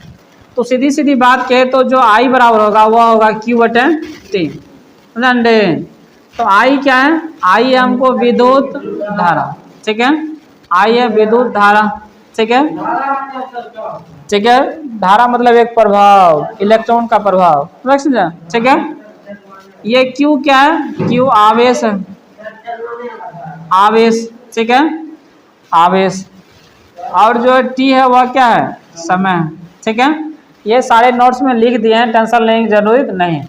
तो जो विद्युत धारा का है SI मात्रक, उसको नापेंगे किसमें, तब एम्पियर में। आवेश का जो SI मात्रक होगा वह क्या होगा, कूलम C। और जो समय का होगा SI मात्रक वह सेकेंड ही होता है, सेकेंड को S से लिखते हैं, समझना। तो लेकिन समय को यहाँ पे T ही लिखना, ठीक है। तो ये वाला फॉर्मूला याद रखना है किसे, I बराबर Q/T, ठीक है। तो विद्युत धारा बराबर आवेश बटे समय होगा, इसको क्या करना है, याद रखना है, ठीक है। तो अब हम समझते हैं कि विद्युत धारा से जुड़े हुए कुछ शब्द, जैसे किसे एम्पियर क्या कहते हैं, प्रतिरोध क्या होता है, चालक क्या होता है, प्रतिरोध क्या है, इसको क्या करेंगे हम समझेंगे, ठीक है। तो देखो उसके बाद हमको पढ़ना है किसे 1 एम्पियर को परिभाषित करना है। तो ये जो है बिहार बोर्ड में क्या करता है, पूछा जाता है बार बार। तो हम वहाँ तक पहुँच चुके हैं जहाँ तक क्या करता है, बिहार बोर्ड क्वेश्चन पूछा जाता है, ठीक है। तो ये जो है 1 एम्पियर, ये परीक्षा में बार बार पूछा जाता है। तो इसको अच्छे से क्या करना, समझना है। और बहुत ही ईजी है, ज़्यादा भारी नहीं है। तो अभी हमने तुरंत पढ़ा किसे, जो विद्युत धारा है, ठीक है, कैसे, जो विद्युत धारा है, विद्युत धारा, तो ये जो होता है आवेश बटे समय होता है कि नहीं, आवेश बटे समय। तो तुमको दिमाग लगाना है किसे, इसका जो विद्युत धारा है उसका मान 1 एम्पियर कब हो सकता है, समझना। क्या चीज, जो विद्युत धारा का मान है वह 1 एम्पियर कब हो सकता है। तो सीधी सीधी बात है, तो हमको विद्युत धारा का ऐसा मतलब एम्पियर होता है। अगर हम यहाँ पे आवेश का मान 1 ले ले, समझ गए, आवेश का मान 1 कूलम हमने आवेश लिया, और समय को कितना लिया, 1 सेकंड लिया, समझा। तो दोनों को अगर इसमें हल करेंगे तो काटेंगे तो 1 एम्पियर आएगा, है कि नहीं आएगा। तो जो विद्युत धारा का मान निकला, कितना निकला, 1 एम्पियर। ये कब निकला, जब हमने आवेश को कितना लिया, 1 कूलम आवेश लिया कि नहीं लिया, और समय कितना लिया हमने, 1 सेकंड लिया। तो तुमको जानना है किसे, अगर तुम्हारे पास कोई चालक तार है, समझा, क्या है, कोई चालक तार है, अगर हम उसमें विद्युत धारा प्रवाहित करते हैं, तो आवेश का मान अगर 1 कूलम होता है, कितना होता है, 1 कूलम आवेश का मान होता है, और समय कितना लगता है, 1 सेकंड, समझना। यानी 1 कूलम आवेश को अगर उसको विद्युत धारा प्रवाहित होने में 1 सेकंड लगता है, तो उसका मान क्या हो जाएगा, हमको 1 एम्पियर हो जाएगा। तो यदि किसी चालक तार में 1 सेकंड में अगर 1 कूलम आवेश क्या हो जाएगा, प्रभावित हो जाएगा, 1 सेकंड में 1 कूलम आवेश क्या हो जाए, हमको प्रभावित हो जाए, तो हम उसे कहेंगे 1 एम्पियर, समझ गए, ठीक है। कितना, 1 सेकंड में हमको 1 एम्पियर। देखो आवेश का मान भी कितना है, 1 है, और समय का मान भी कितना है, 1 है। तो दोनों को 1 1 काटेंगे तो एक ही बार में कटेगा, तो जो मान आएगा कितना आएगा, 1 एम्पियर आएगा, ठीक है। तो किसी चालक तार में, ठीक है, क्या चीज, हाँ, इसका मात्रक है एम्पियर, 1 एम्पियर, क्योंकि विद्युत धारा का जो ऐसा ही मात्रक है वह क्या है, हमको एम्पियर ही होता है कि नहीं होता है। तो 1 सेकंड में अगर हम 1 कूलम आवेश क्या करेंगे, प्रवाहित करेंगे, तो हमको 1 एम्पियर क्या करेगा, मिल जाएगा विद्युत धारा, है कि नहीं, ठीक है। यही परीक्षा में पूछा जाता है।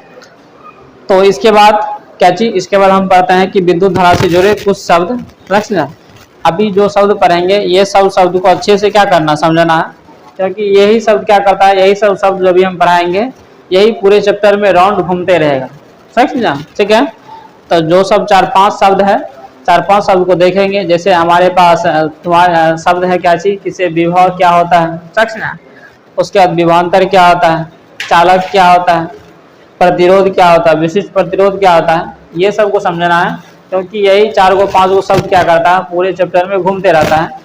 तो अगर इस सब को अच्छा समझ लेगा तो पूरे चैप्टर आसानी हो जाएगा, ठीक है। विद्युत धारा से जुड़े कुछ शब्द, समझना। तो पहले जो हमारे पास है वह है चालक, ठीक है। चालक किसे कहेंगे, समझा। तो जो हमारे पास पहला शब्द है वह क्या है, चालक। ये चालक का क्या मतलब है, ठीक है। तो चालक को इंग्लिश में कंडक्टर कहते हैं। आपके पास अगर कोई वस्तु है, समझा, क्या है, आपके पास कोई वस्तु है, ठीक है। अगर तुम इस वस्तु में विद्युत धारा प्रभावित करता है, क्या करता है, विद्युत धारा प्रभावित करता है। मान लो किसी ये मार्कर है, हम मार्कर में क्या किए, एक तरफ से इधर हमने तार इसको जोड़ दिया यहाँ पे, समझा। तो अगर हमको करंट यहाँ पे देने पर, अगर करंट हमको इस छोर पर दूसरे छोर पर क्या करेगा, चले आएगा, इसका मतलब इसमें बिजली क्या हो रहा है, प्रभावित हो रहा कि नहीं हो रहा। तो कोई पदार्थ है अगर उसमें विद्युत धारा क्या हो जाएगा, प्रभावित होगा, मतलब चले जाएगा, तो हम उसको बोलेंगे चालक, ठीक है। ऐसा कोई भी पदार्थ है जिसमें क्या करेगा, विद्युत एक छोर से क्या करेगा, अगर हमको दूसरी छोर की तरफ क्या करेगा, हमको चले जाएगा, यानी प्रभावित हो जाएगा, हम उसको चालक कहेंगे, समझा, ठीक है। तो इसमें जो परिभाषा हमने लिखा है किसे, वैसा पदार्थ जिसमें विद्युत धारा प्रभावित होता है, तो बात तो वही गया है कि ना, उसे हम चालक कहेंगे। इसका अलग अलग एग्जाम्पल होगा, जैसे कि सभी धातु, जितना भी धातु है सब में क्या करता है, विद्युत धारा प्रभावित हो जाता है। लेकिन कुछ ऐसा धातु है जो कि उसमें विद्युत धारा प्रभावित नहीं होता है, जैसे शीशा। शीशा भी एक धातु है, अगर तुम शीशा में करंट देगा, शीशा में तुमको करंट नहीं लगेगा। ये शीशा है, ठीक है। तो अगर तुम यहाँ पे बिजली को सटाएगा तार को, तो यहाँ तुमको करंट नहीं लगेगा, समझा, ठीक है। बल्कि ये शीशा नहीं है, बल्कि प्लास्टिक है। तो अगर ऐसा शीशा रहेगा तो यहाँ बिजली के तार सटल रहेगा, तुम इसको छुएगा तो तुमको करंट नहीं लगेगा, समझा, शीशा में। तो जितने भी धातु है सभी में क्या करता है, विद्युत धारा प्रभावित हो जाता है। लेकिन जो शीशा है उसमें विद्युत धारा प्रभावित नहीं होता, समझा, ठीक है। उसके बाद हमने देखा मानव का शरीर, तो मानव का शरीर भी क्या करता है, विद्युत धारा इसमें प्रभावित हो जाता है, इसीलिए हमको करंट लगता है। अगर विद्युत धारा प्रभावित नहीं हो जाता, ठीक है, हाँ, जानवर का भी हो जाएगा, ठीक है। तो जिसमें क्या करेगा, जो मानव का शरीर है, तो इसीलिए हमको क्या करता है, इसमें करंट पास हो जाता है और हमको बिजली का करंट लग जाता है कि नहीं, ठीक है। तो हमने लिखा मानव का शरीर, उसके बाद एक ग्रेफाइट है, उसके बाद आर्द्र वायु है, उसके बाद अशुद्ध जल है, ठीक है। क्या चीज, तो सबसे बड़ी बात है किसे, हमने इसमें लिखा है किसे, इसके एग्जाम्पल में अशुद्ध जल। तो परीक्षा में बार बार पूछा जाता है किसे, जो अशुद्ध जल है, समझना, अशुद्ध जल। तो अशुद्ध जल में क्या करता है, विद्युत धारा प्रभावित हो जाता है। जैसे कि नाली का पानी है, तो नाली का पानी अशुद्ध जल हुआ, समझा, उसमें अगर करंट देगा तो क्या करेगा, करंट प्रभावित हो जाएगा। लेकिन शुद्ध जल रहेगा तो उसमें करंट प्रभावित नहीं होगा, समझना, याद रखना है इसको, ठीक है। तो शुद्ध जल में करंट प्रभावित नहीं होगा और अशुद्ध जल में करंट हमको प्रभावित हो जाएगा। यही बार बार परीक्षा में पूछा जाता है कि निम्न में से किसमें विद्युत धारा प्रभावित नहीं होता है, होता है, समझना। तो अशुद्ध जल में क्या करता है, विद्युत प्रभावित हमको हो जाता है, लेकिन शुद्ध जल में विद्युत धारा प्रभावित नहीं होता। तो जो आगे हम पढ़ते हैं इसी का दूसरा पढ़ते हैं, ठीक है। दूसरा नहीं है बल्कि इसी में समझो, ए पॉइंट हमने पढ़ा चालक और हमने बी पॉइंट पढ़ा अचालक, समझा, अचालक। तो अचालक मतलब यह इसका दूसरा नाम कुचालक, कौशुका चाकल। तो इसमें देखो इसका सुचालक, देखो सुचालक, तो चालक का दूसरा नाम क्या हो जाएगा, सुचालक, समझा, ठीक है। और एक है अचालक, अचालक या इसको कुचालक तुम कह सकता है, ठीक है। तो देखो अचालक में क्या करता है, हमको ऐसा पदार्थ लेना है जिसमें विद्युत धारा प्रभावित नहीं होगा। जैसे कि ये मार्कर है, इस मार्कर में अगर हम करंट देंगे तो इसमें क्या करेगा, विद्युत धारा प्रभावित नहीं होगा, समझा। तो जो प्लास्टिक हो जाएगा इसमें क्या करेगा, विद्युत धारा प्रभावित नहीं होगा। इतनी बात समझ रहा है कि नहीं समझ रहा है, ठीक है। जैसे लकड़ी है, तो लकड़ी में क्या करेगा, विद्युत धारा प्रभावित नहीं होगा, जो अधातु है, ठीक है। उसके बाद जो अधातु है इसमें विद्युत धारा प्रभावित नहीं होता है, लेकिन कुछ अधातु है उसमें विद्युत धारा प्रभावित होता है, समझना। जब केमिस्ट्री पढ़ाएंगे तो उसमें देख लेना, ठीक है। आगे देखो हमारे पास है एक अर्धचालक, ठीक है, अर्धचालक। तो अर्धचालक किसे कहते हैं उसको देख लो, समझना। वैसा पदार्थ जिसमें चालक का भी गुण हो और कुचालक का भी गुण हो, दोनों का बीच में हो, समझना, ठीक है। ऐसा पदार्थ होगा जिसमें चालक का भी और उसके बाद क्या चाहिए, कुचालक, जिसमें किसे करंट नहीं बहता है, दोनों का गुण होना चाहिए, दोनों को बीच में होना चाहिए, समझना, ठीक है। तो ऐसा कौन कौन सा है, तो ऐसा अर्धचालक देखो कौन कौन सा है। जैसे कि यहाँ पे सिलिकॉन हो गया, जर्मेनियम हो गया, आर्सेनिक और टाइटेनियम, ये सब पैलेडियम। सिलिकॉन और जर्मेनियम सबसे अच्छा अर्धचालक माना जाता है, समझना, ठीक है, सिलिकॉन और जर्मेनियम। तो यहाँ तक समझ गया होगा। तो ये परीक्षा में पूछता है, परीक्षा में क्या चीज, चालक और चालक और अर्धचालक में अंतर बताइए। समझ, चालक में और चालक में और अर्धचालक में अंतर।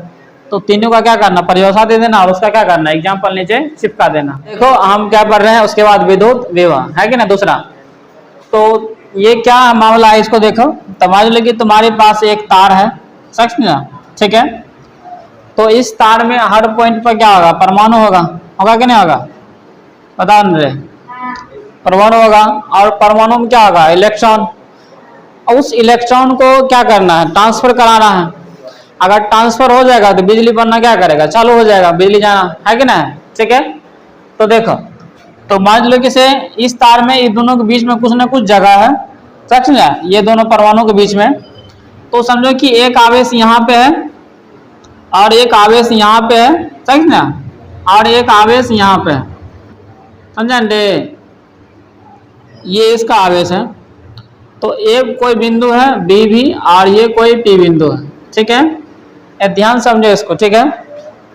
अब देखो, तो ये जो आवेश है, ठीक है, तो एक बार और लिख लेना कोनो चीज का, तो ठीक है, जो समान आवेश रहेगा, जैसे कि से दोनों प्लस ही है, समझ ना, ये दोनों क्या है, समान आवेश है, एंड समान आवेश है, ठीक है। सुन रहा कि नहीं सुन रहा है, ये दोनों क्या है, समान आवेश, मतलब कि दोनों धनात्मक अगर रहेगा तब, ठीक है। तो अगर दोनों धनात्मक रहेगा, जैसे चुंबक में देखो, तो चुंबक में आला अगर नॉर्थ नॉर्थ को सटाएगा, मतलब कि से एक बार सटाता होगा तो धक्का देता होगा, देता कि नहीं देता है, ठीक है। जैसे समझो कि से ये दोनों चुंबक है और जैसे हम क्या करेंगे, इसको सटाएंगे तो ये आपस में, अगर इसका भी नॉर्थ है और इसका भी क्या नॉर्थ है, तो आपस में सटेगा नहीं, समझ ना। जैसे नॉर्थ साउथ हो जाएगा तो क्या करेगा, चिपक जाएगा। तो अलग अलग राह चिपक गया, लेकिन एक राह क्या कर रहा है, हमको नहीं चिपक रहा है कि ना। तो इधर देखो ध्यान से कि अगर समान आवेश रहेगा तो ये दोनों आपस में कभी सटेगा नहीं, मतलब कि धक्का देगा। तो धक्का देना के इसमें कहते हैं प्रतिकर्षण, ठीक है, प्रतिकर्षण, समझे, मतलब कि इसे धक्का देगा, ठीक है, धक्का देना, ठीक है। उसका देखो, अगर हमको असमान आवेश रहेगा, यानी कि से प्लस और माइनस, ठीक है, असमान आवेश रहेगा, ठीक है। तो असमान आवेश रहेगा तो ये क्या करेगा, आकर्षण, ठीक है, आकर्षण मतलब खिंचाव, चिपक जाएगा। हाँ, ये क्या करेगा, चिपक जाएगा या खिंचाव करेगा या सट जाएगा, सट जाएगा, ठीक है। तो देखो, तो अभी तुमको क्या समझना है, तो बिजली को जो ले जाना है दूसरी जगह, है कि ना, तो इसका जो आवेश है यहाँ तक लाना है इसको, समझ ना। इस आवेश को क्या करना है, यहाँ से लेकर के यहाँ तक लाना है, क्योंकि से इलेक्ट्रॉन प्रभाव होगा तभी विद्युत धारा बनेगा, है कि ना। इलेक्ट्रॉन की प्रभाव को क्या कहते हैं, विद्युत धारा कहते हैं। तो इलेक्ट्रॉन को, इस आवेश को यहाँ से लेकर के यहाँ तक लाना है, लेकिन है दोनों कैसा, दोनों प्लस प्लस है। तो अब बिजली कैसे बनेगा, तो इसको लाएंगे तो कुछ ना कुछ दम लगेगा, लगेगा कि ना लगेगा, ठीक है। इसको लाएंगे तो हम क्या करेंगे, कुछ ना कुछ दम, तो मतलब कि कुछ ना कुछ काम करना पड़ेगा, है कि ना। तो समझो कि हम यहाँ लिखते हैं कार्य, ठीक है, हम क्या लिखे यहाँ पे, कार्य, मतलब कि इस आवेश को यहाँ तक लाने में कुछ ना कुछ क्या करना पड़ेगा, हमको कार्य करना पड़ेगा, ठीक है। तो एक हमने आवेश लिखा, क्या चीज, एक आवेश मतलब उसे एक कूलम है, ठीक है, या एक क्यू लिख देते हैं, ठीक है। तो देखो, तो यहाँ से इस आवेश को यहाँ तक लाने में जो कार्य करेंगे वही क्या होगा, हमको विद्युत विभव होगा, समझा। यानी कि से यहाँ से लेकर के यहाँ तक, समझा। तो यहाँ से यहाँ तक लाने में हमको जो आवेश रहेगा, इस आवेश को लाने में जो कार्य करेंगे वही क्या होगा, हमको विद्युत विभव होगा, ठीक है।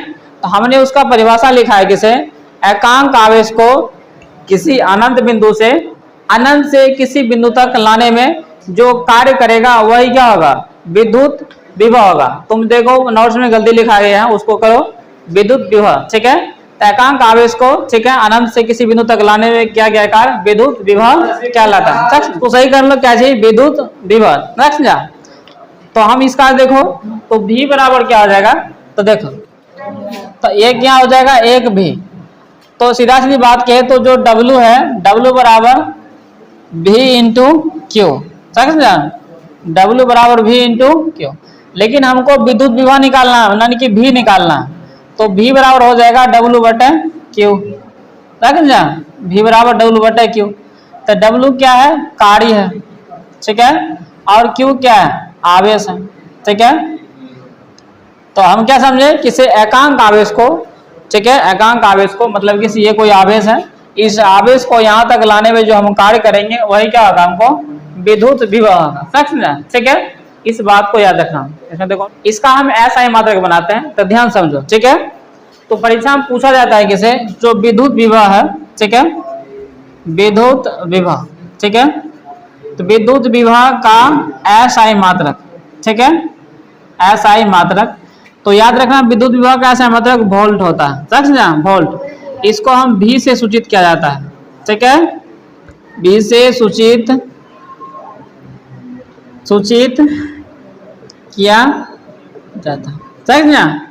तो ये वाला विद्यार्थी, सब विद्यार्थी जानता है। एक और आज से सीख लो मात्रक निकालने का तरीका, समझना, ठीक है। तो देखो, तो V बराबर हमने क्या लिखा, W बटे Q, लेकिन तो W क्या है, कार्य है कि ना। तो कार्य कैसे मतलब क्या होता है, जूल होता है कि नहीं होता है। और Q क्या है, आवेश है कि ना। तो आवेश को क्या लिखते हैं, कूलम, तो कूलम का C लिखते हैं। तो बताओ कि जो विद्युत विभव है उसका एक अन्य मात्रक भी हो जाएगा, जूल प्रति कूलम, होगा कि नहीं होगा। तो J मतलब क्या चीज, जूल, और C मतलब कूलम, है कि ना। तो एक विद्युत विभव का ऐसा मतलब क्या हो जाएगा, जूल प्रति कूलम, समझ गया, ठीक है। तो परीक्षा में ये पूछता है, ये जल्दी नहीं पूछता, क्या कि ये सब विद्यार्थी की याद रहता है, ये वाला भूल जाता है, समझ। तो अगर भूल जाएगा तो यहाँ से निकाल लेगा कि जो कार्य है, कार्य को जैसे कार्य का ऐसा मतलब जूल होता है, तो जैसे दिखाते हैं उसको, जो आवेश Q है, इस Q को क्या करते हैं हम C से दिखाते हैं, है कि ना, ठीक है। तो C का आवेश का ऐसा मतलब क्या होता है, कूलम होता है, तो जूल प्रति कूलम, समझना। तो विद्युत विभव का ऐसा मतलब क्या होगा, जूल प्रति कूलम, ठीक है। देखो जैसे वहां पे पूछा गया था, क्या पूछा गया था, किसे, 1 एम्पियर क्या होता है कि ना, वैसे पूछेगा यहाँ पे 1 भी कब होगा, समझा, क्या चीज, 1 भी के तो 1 वोल्ट कब होगा, समझ गए, 1 वोल्ट को परिभाषित करें, तो देखो 1 वोल्ट 1 कब आएगा, तो जब कार्य 1 जूल लेंगे हम, कितना लेंगे, यहाँ देखो कार्य हम कितना लेंगे 1 जूल, और समय भी कितना लेंगे, अधिक समय नहीं, आवेश कितना, आवेश कितना लेंगे 100, है कि नहीं। तो 1 वोल्ट तब होगा, तो किसी चालक तार में अगर हम आवेश को एक क्या चीज, आवेश नहीं, कार्य को हम कितना रखेंगे, 1 जूल रखेंगे, और जो आवेश है उसको भी कितना रखेंगे, 1 कूलम रखेंगे, तो उसका जो मान होगा वह कितना होगा, 1 वोल्ट के बराबर होगा, समझ ना, ठीक है। आगे हम पढ़ते हैं इसका विभवांतर को, विभवांतर क्या होता है, तीसरा बात, ठीक है। आज तीसरा है क्या चीज, विभवांतर।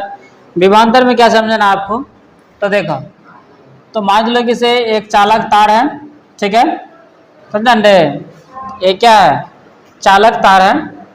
तो हर पॉइंट पर क्या है, हर पॉइंट पर परमाणु है, और उसके साथ क्या है, आवेश है कि नहीं, हाँ। तो देखो, तो मान लो कि से यहाँ से यहाँ तक हमने आवेश लाया कि नहीं लाया, अभी लाए थे, और यहाँ से लेकर के फिर यहाँ लाना है। तो मान लो कि से ये 2 हम बिंदु लेते हैं, समझ, ठीक है। ये दोनों बिंदु के जो बीच का अंतर होगा, समझ, ये दोनों मान लो कि से यहाँ पे जो विद्युत विभव है वह 3 वोल्ट है, समझ, 3 वोल्ट है, यहाँ कितना है, 2 वोल्ट है, समझ गए, कितना है, क्योंकि अभी विभव को वोल्ट किए थे, ऐसा है मतलब उसका, है कि ना। तो समझो कि इसका एक पॉइंट वजह है, यहाँ पे A है, यहाँ पे क्या है, B है। तो एक पॉइंट जो है यहाँ पे 3 वोल्ट है, एक पॉइंट पे कहते हैं 2 वोल्ट है। तो क्या चीज, जो 2 बिंदु है, क्या चीज है, 2 बिंदु है, इस दोनों बिंदु के बीच के जो विभव होगा उसका जो अंतर होगा वही विभवांतर कहलाता है, समझा। तो यहाँ का विभव जो भी होगा और यहाँ का विभव जो भी होगा, समझा, ये दोनों का जो बीच का अंतर होगा मतलब घटाव, वही क्या होता है, हमको विभवांतर होता है, समझना। तो विभवांतर को भी हम भी से सूचित करते हैं, समझना, विभवांतर को भी भी से। तो विभवांतर हम कैसे निकालेंगे, दो बिंदु के बीच का जो विभवांतर होगा, दो बिंदु के, समझना, ठीक है, दो बिंदु के विभव के, मतलब कि एक विभव यहाँ पे है, एक विभव यहाँ पे है, इन दोनों के बिंदु के जो बीच का विभव होगा, दोनों का अंतर, वही विभवांतर। जैसे कि यहाँ पे 3 वोल्ट है, तो हम लिखेंगे यहाँ पे 3 वोल्ट और माइनस के 2 वोल्ट, समझना। तो विभवांतर का जो मान आएगा 1 वोल्ट आएगा, समझ गया।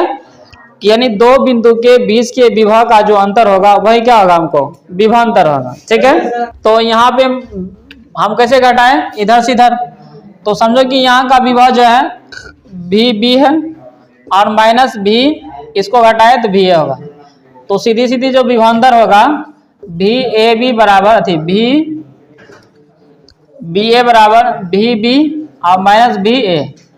तो ये सब क्या चीज है, तो ये भी मतलब ये वाला लास्ट वाला और भी ए मतलब पहले वाला। तो जैसे इसका विभवांतर 8 है तो यहाँ 8 देंगे, इसका कहते हैं 4 है, भी ए अधिक 2 है तो 2, तो ये क्या हो जाएगा 6 वोल्ट। तो यहाँ पे जो विभवांतर आया हमको 6 वोल्ट आया, ठीक है। तो विभवांतर को भी हम जो नापेंगे उसको भी हम वोल्ट में ही नापेंगे, समझना, ठीक है। एक वैज्ञानिक था आले सांड्रा वोल्टा, समझना, इसी के नाम पे जो है वोल्ट रखा गया इसी के सम्मान में, ठीक है। तो विभवांतर का भी ऐसा मतलब क्या हो जाएगा हमको। उसके बाद एक चीज और याद रखना है किसे, जो धन आवेश होता है, क्या चीज, धन आवेश, धन आवेश। तो धन आवेश का जो प्रभाव होगा, प्रभाव, ठीक है, प्रभाव, तो ये जब भी होगा ये उच्च विभव से निम्न विभव की ओर होता है, समझना, निम्न विभव, ठीक है, निम्न विभव की ओर होता है, ठीक है। तो तुमने सुना होगा, क्या सुना होगा, किसे, गरम तार और ठंडा तार, सुना है। तो गरम तार और ठंडा तार सुना कि नहीं सुनी है। जो घर में तार आता है एक गरम तार होता है, क्या होता है, ठंडा तार। तो जो गरम तार है ठंडा काला तार होता है, ठीक है। तो देखो, तो गरम तार जो लाल तार होता है, ठीक है, तो तुमको वहां से जो करंट आ रहा है, कहाँ से, पावर हाउस से, वहां से गरम तार आ रहा है, गरम तार। ऐसा नहीं कि गरम मतलब कि छुएगा तो गरम नहीं लगेगा। तो वहां पे खाली वहां से आ रहा है धन आवेश, समझ गया, वहां से धन आवेश आ रहा है। और इसीलिए तुम्हारे घर में जो है वहां पे कम वोल्टेज है कि नहीं। तो धन आवेश जो है वो एनी टाइम क्या करता है कि जहाँ पे ज्यादा वोल्टेज होगा, ज्यादा वोल्टेज से क्या करेगा, कम वोल्टेज की तरफ हमको प्रभावित होगा, मतलब किसी उच्च विभव से निम्न विभव की ओर जाएगा, समझा, ठीक है। किसी जो धन आवेश है, जैसे कि पावर हाउस से देखता है कि लाइन आता है, तो हमारे घर में जो भी चीज लगा हुआ है वहां पे वोल्टेज विभव कम है और वहां का वोल्टेज क्या है, बहुत ही ज्यादा है, 11,000 है कि नहीं है। तुम्हारे घर में जो लाइट आता है 220 वोल्ट आता है कि नहीं आता। वहां से जो तार आ रहा है वो क्या है, गर्म तार के, तो वहां पे धन आवेश आ रहा है। तो धन आवेश जब भी आएगा तो उच्च विभव से निम्न विभव की ओर जाएगा, समझा, ठीक है। उसके बाद तीसरा बात याद रखना है किसे, ये परीक्षा में पूछा गया है, ठीक है।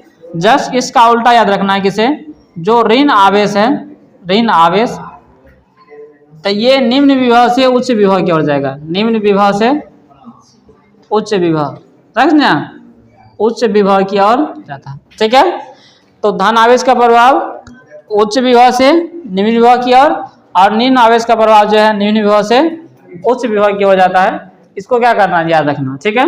1 वोल्ट को परिभाषित करें, क्या चीज है, सब में वही बात करना है किसे, 1 वोल्ट को क्या करना, परिभाषित करना, ठीक है। तो जो इसमें हमने लिखा था V बराबर W/Q लिखा था कि नहीं लिखा था।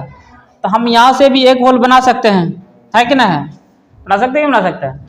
तो तभी जो हम 1 वोल्ट बनाए थे वही सेम टू सेम इसमें भी हो जाएगा, क्योंकि इसको भी हम 20 दिखाते हैं और जो विभव था उसको भी हम क्या कर रहे थे, 20 दिखा रहे थे। उसका भी ऐसा मतलब वोल्ट था, इसका भी ऐसा मतलब क्या है, वोल्ट, है कि नहीं। तो सेम टू सेम जैसे हमने वहां ऊपर बताया था वैसे क्या होगा, इसका नीचे भी होगा, ठीक है। उसके बाद अगली तरफ हम बढ़ते हैं, चौथा, ठीक है। तो हमारे पास अब चौथा है, ठीक है। तो विद्युत परिपथ, ठीक है। तो देखो विद्युत परिपथ को पढ़ते हैं, विद्युत परिपथ मतलब क्या चीज, जैसे अभी यहाँ पे पंखा चल रहा है कि ना, ठीक है, और बल्ब जल रहा है, तो जहां से तुमने शुरुआत किया है और वहां से पूरे चीज को क्या कर दो, दर्शा दो। जैसे कि समझो किसे, हमारे पास एक बैटरी है, समझ गए अंडे, ये क्या है, हमारे पास एक बैटरी है। तो इस बैटरी में सबको पता है कि 2 तार होता है।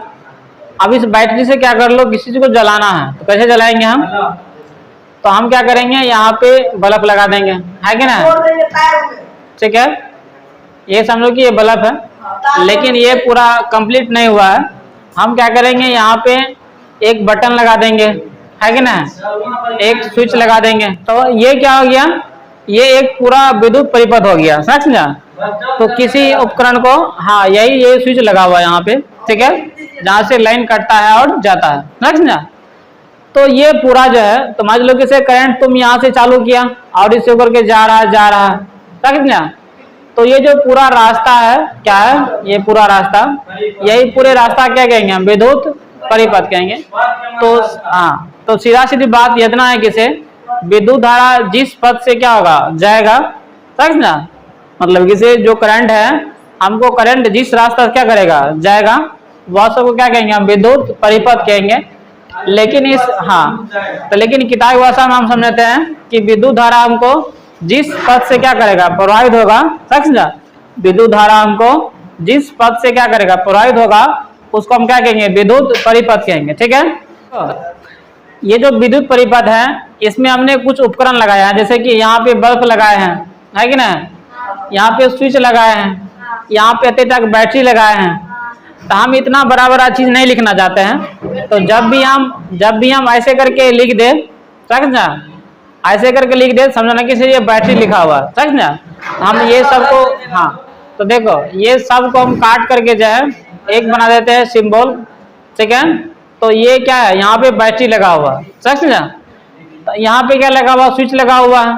तो स्विच को जब भी लिखेंगे हम इस तरीका से लिखेंगे, ये स्विच का संकेत हुआ, समझना। ऐसे अगर लिख देंगे, समझना कि से यहाँ पे स्विच है, ठीक है।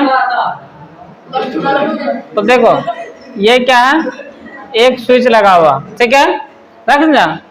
तो ऐसे ही हम समझाते हैं कि जब विद्युत परिपथ में कौन कौन सा उपकरण यूज किया जाता है और उसका संकेत क्या सब होगा, ठीक है, समझ गए। तो तुम्हारे नोट्स में ये सब नहीं दिया गया है, इसको क्या करना, उसको लिख लेना, क्योंकि हम पहले बताए उसमें किसी इसमें एक भी फोटो या प्रतिबिंब नहीं दिया गया है। तो जब भी क्लास हो तब भी क्या करिए, इस नोट्स उसमें उतार लेना, ठीक है। तो देखो हमने पढ़ा क्या जी, कि विद्युत परिपथ ये है कि ना। तो कोई भी करंट कैसे जा रहा है पूरे सिस्टम को, अब ये पूरा सिस्टम हुआ, तो इस सिस्टम में कहीं पर हम क्या करते हैं, बल्ब लगा देते हैं, कहीं पे स्विच लगा देते हैं, कहीं पैसिव लगा देते हैं। तो हम ये सब संकेत क्या करेंगे, हम उसमें यूज करेंगे। जैसे कि प्रतिरोध है, तो प्रतिरोध का संकेत ऐसे लिखेंगे। तो जैसे जहां पर भी हम ऐसे लिखेंगे, अभी आगे हम पढ़ाएंगे प्रतिरोध क्या होता है, तो जहां पर भी हम ऐसे करके लिखेंगे तो समझाना कि सिर्फ प्रतिरोध लिखा हुआ है, ठीक है। तो जैसे देखो यहाँ पे प्रतिरोध यहाँ पे लिखा गया है, ठीक है। जहां पर ऐसे करके लिखेंगे समझना कि बैटरी लिखा गया है। जहां पर ऐसे करके लिखे हैं, ठीक है, तो ये विद्युत सेल लिखा गया है, रखेंगे। जहां पर ऐसा रहेगा तो वह क्या, खुला प्लग कुंजी, मतलब स्विच, ठीक है, मतलब उसमें जो है करंट नहीं जा रहा, तो करंट जा रहा है, ऐसा समझना है। इसमें बहुत विद्यार्थी कन्फ्यूजन करता है, खुला प्लग कुंजी मतलब उसमें करंट जा रहा, ये बंद प्लग स्विच है, मतलब इसमें करंट नहीं जा रहा, बंद क्या हुआ, ठीक है। उसके बाद, हाँ, उसके बाद जैसे बल्ब, तो विद्युत बल्ब, जैसे मान लो कि हम यहाँ पे ऐसे करके बना दिए, यहाँ पे, ठीक है, ऐसे करके, तो ये विद्युत बल्ब बना हुआ, ठीक है। उसके बाद हमने इसमें अगर हम मशीन लगा दिया कोई, जैसे कि हमने यहाँ पे लिख दिया ऐसे करके, ठीक है, ऐसे करके लिख दिया, तो हमने यहाँ पे एक मशीन लगा दिया, तो यहाँ पे समझना कि ए मीटर लिखा हुआ है, यहाँ पे ऐसे लिखा होगा तो वोल्ट मीटर लिखा हुआ है। अगर से ऐसे बनाएंगे तो समझना कि तार का संधि हुआ है, मतलब जोड़ है, ठीक है। जैसे कि एक तार और इधर से हम इधर ले चलेंगे, ठीक है, तो यहाँ पे इस तरीका का बन गया, तो ये क्या हो गया, तार का संधि, मतलब तार जोड़ा गया है। ऐसे लिखेंगे तार क्रॉसिंग, तो ऐसे बनाएंगे तो समझना कि तार का क्या हुआ, क्रॉसिंग हुआ, ठीक है। तो ये सब विद्युत परिपथ का था, नेक्स्ट में, ठीक है। तो इसके बाद हम पढ़ते हैं अगला बात, पांचवा। देखो पांचवा पढ़ो, पांचवा क्या है, प्रतिरोध। तो प्रतिरोध मतलब क्या हो गया, तो देखो कि जैसे हमारे पास एक तार है, ठीक है, तो इस तार में जो है बिजली जैसे चलेगा, जाएगा कि नहीं जाएगा। तो देखो यहाँ से जो बिजली जाएगा, मान लो कि से यहाँ पे 220 वोल्ट दिया हमने, ठीक है, दिख रहा है कि नहीं दिख रहा।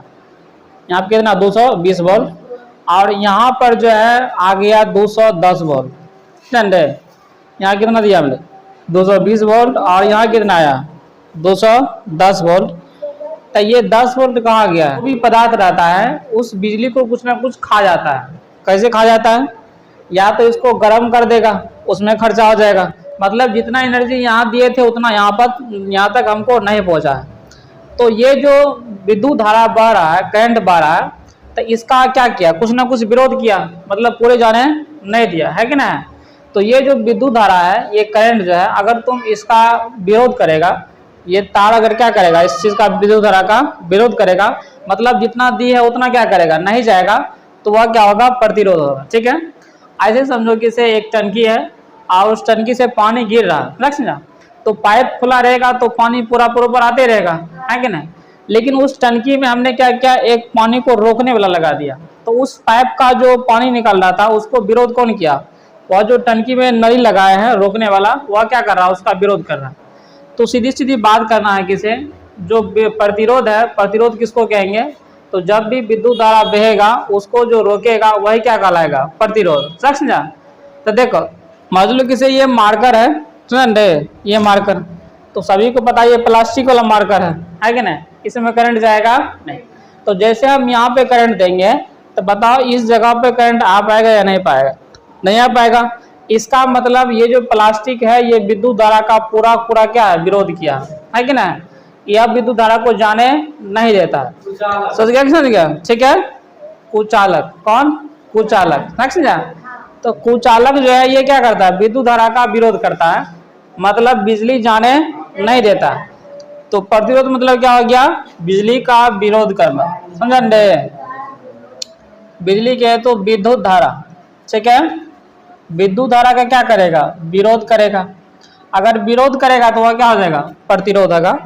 प्रतिरोध को जब भी हम लिखेंगे, समझा, आर से लिखेंगे, समझा, प्रतिरोध को जो है सूचित करेंगे आर। अगर उसको कौन के फिगर में दिखाएंगे तो हम अभी बताए थे जो है उसको इस तरीका से क्या करते हैं, उसको हम दिखाते हैं, है कि ना, दिखाते हैं, दिखाए थे।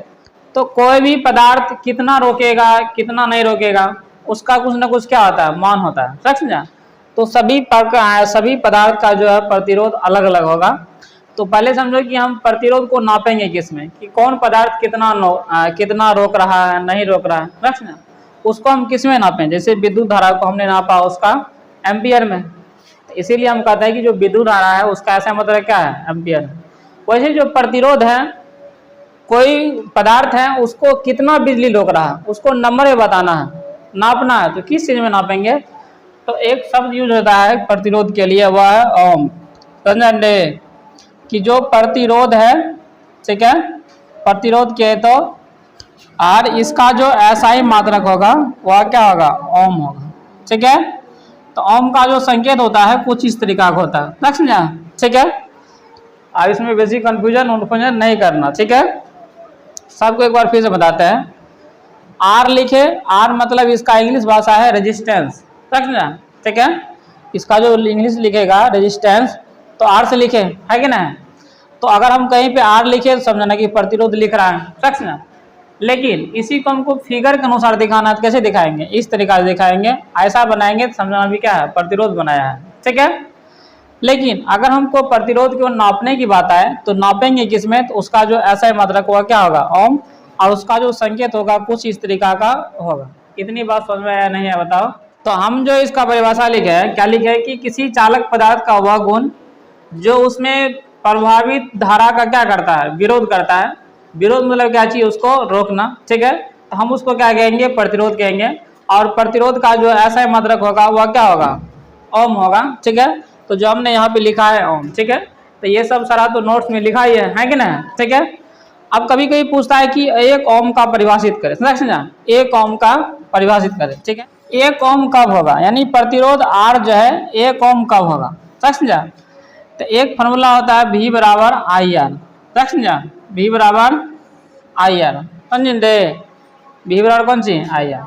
तो ये V क्या होता है, वोल्टेज। अभी हम पढ़ेंगे ये V बराबर आई आर कहाँ से आया है।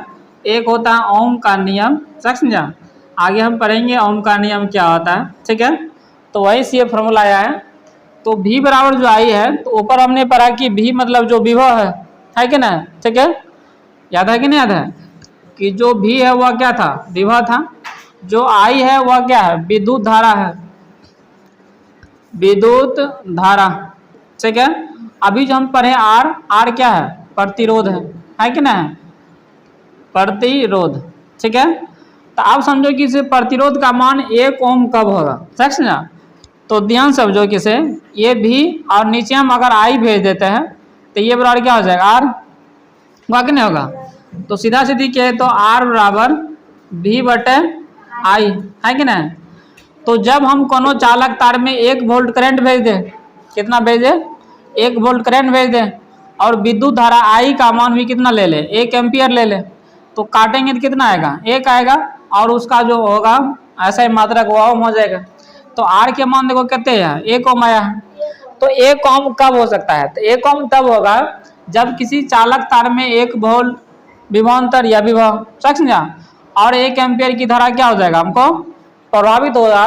तो उस चालक तार का जो प्रतिरोध होगा वह कितना होगा, हमको 1 ओम होगा, समझा, ठीक है।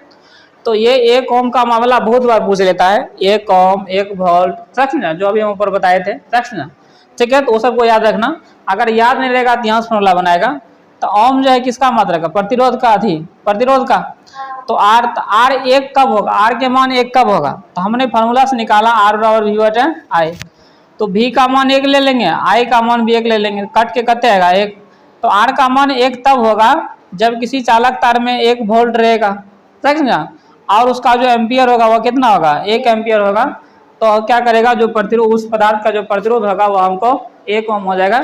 इस बात को याद रखना, ठीक है। तो आगे हम जो है छठा है वह क्या है, विशिष्ट प्रतिरोध या प्रतिरोधकता, समझा, इसको हम समझाते हैं, ठीक है। तो देखो मान लो कि आपके पास कोई एक तार है, ये एक तो कोई तार है, ठीक है, इसकी लंबाई L है। तो विशिष्ट प्रतिरोध यही कहता है किसे, आपके पास अगर कोई चालक तार है, समझा, उस चालक तार का जो लंबाई जितना होगा उसके समानुपाती प्रतिरोध होगा। फिर से एक बार समझो, किसे, हम जितनी लंबाई बढ़ाते जाएंगे उतना ही जो है प्रतिरोधकता का मान बढ़ते जाएगा, समझा, ठीक है। जैसे समझो किसे, ये यहाँ पे बल्ब जल रहा है, इसमें तो नहीं देखेगा, ठीक है। तो मान लो कि से कोई बड़ा सा तार है, ये समझो कि बहुत बड़ा तार है। तो जैसे तुम इसकी यहाँ पे कोई बैटरी जोड़ा है, समझा, 12 वोल्ट का, 20 वोल्ट का, या तुम बिजली का है जोड़ा है, ठीक है, समझा। तो लेकिन यह तार को जितना वोल्ट यहाँ दिया है, इसी को यहाँ से लेकर के पटना तक लेकर चले जाओ, समझा। यहाँ इसमें करंट दिए हैं कत्ते, मान लो कि से 10 वोल्ट करंट दिए हैं, समझ गया, किसने गया। तो यहाँ से करंट दिए हैं, तो इधर 2 को तार गया है, यहाँ जोड़ेंगे तो बल्ब जलेगा। लेकिन इस तार को बहुत लंबा कर दो, बहुत लंबा, समझा, कहाँ तक, पटना तक। तो वहाँ तुमको 10 वोल्ट नहीं जाएगा, क्या कि जब जब तुम लंबाई बढ़ाते जाएगा तब तब प्रतिरोधकता का मान क्या करेगा, बढ़ते जाएगा। मतलब कि से वो विद्युत धारा का क्या करेगा, विरोध करेगा, तब उतनी दूर बिजली नहीं पहुंचेगा, मतलब पहुंचेगा लेकिन क्या करेगा, कम पहुंचेगा, समझ गया कि नहीं समझ गया। तो पहला बात इसने प्रतिरोधकता में यही याद करना है कि से कोनो भी चालक तार होगा उसका प्रतिरोध उसकी लंबाई के क्या होगा, समानुपाती होगा, समझ रहे, ठीक है। कि पहला बात कि जो प्रतिरोध है, प्रतिरोध मतलब R है कि नहीं, इस चालक तार की लंबाई की क्या होगा, समानुपाती होगा, समझा। इतनी बात याद रखना, ये समानुपाती क्या है, समानुपाती, समझा, समानुपाती। ये समानुपाती बराबर का सिंबल होता है, समझा, ठीक है।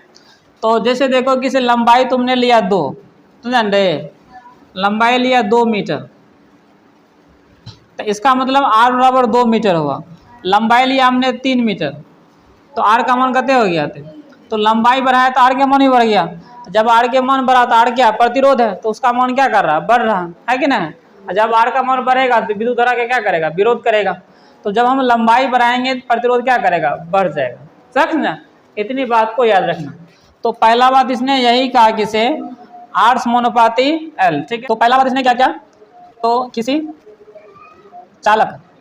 चालक तार की लंबाई प्रतिरोध के समानुपाती होता है, समानुपाती होता है। हाँ, तो R समानुपाती L, क्या चीज, R समानुपाती L, इसको समीकरण 1 मानो। दूसरा बात इसने क्या कहा, दूसरा कहा कि अगर तार का मोटाई लेते हैं ज़्यादा, समझे, तार का क्या लेते हैं, मोटाई ज़्यादा।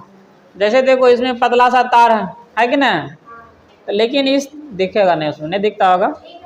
तो इस तार का जो है मोटाई अगर तुम ज़्यादा कर देगा, मोटाई ज़्यादा, तो प्रतिरोध घट जाता है। इतना बात रखना है किसे, तार का जो मोटाई क्या करेगा, ज़्यादा कर देगा, तो इसका प्रतिरोध घट जाएगा, बढ़ेगा नहीं। समझा, तार का मोटाई बढ़ाने में क्या करेगा, प्रतिरोध घट जाता है। जैसे किसे यहाँ पे हमने 20 वोल्ट दिया, तो यहाँ भी क्या करेगा, 20 वोल्ट पहुँचेगा, अगर मोटाई इसका बढ़ा देंगे तब। समझ गया, ठीक है। तो दूसरा बात याद रखना है किसे, तो इसका मोटाई मतलब क्या है, तो क्षेत्रफल, इसका जो है क्षेत्रफल, तो क्षेत्रफल को एरिया ए कहते हैं, है कि ना, जानना कि जानता है, ठीक है, एरिया। तो क्या चीज, तो किसी चालक तार की मोटाई, मोटाई के तो क्षेत्रफल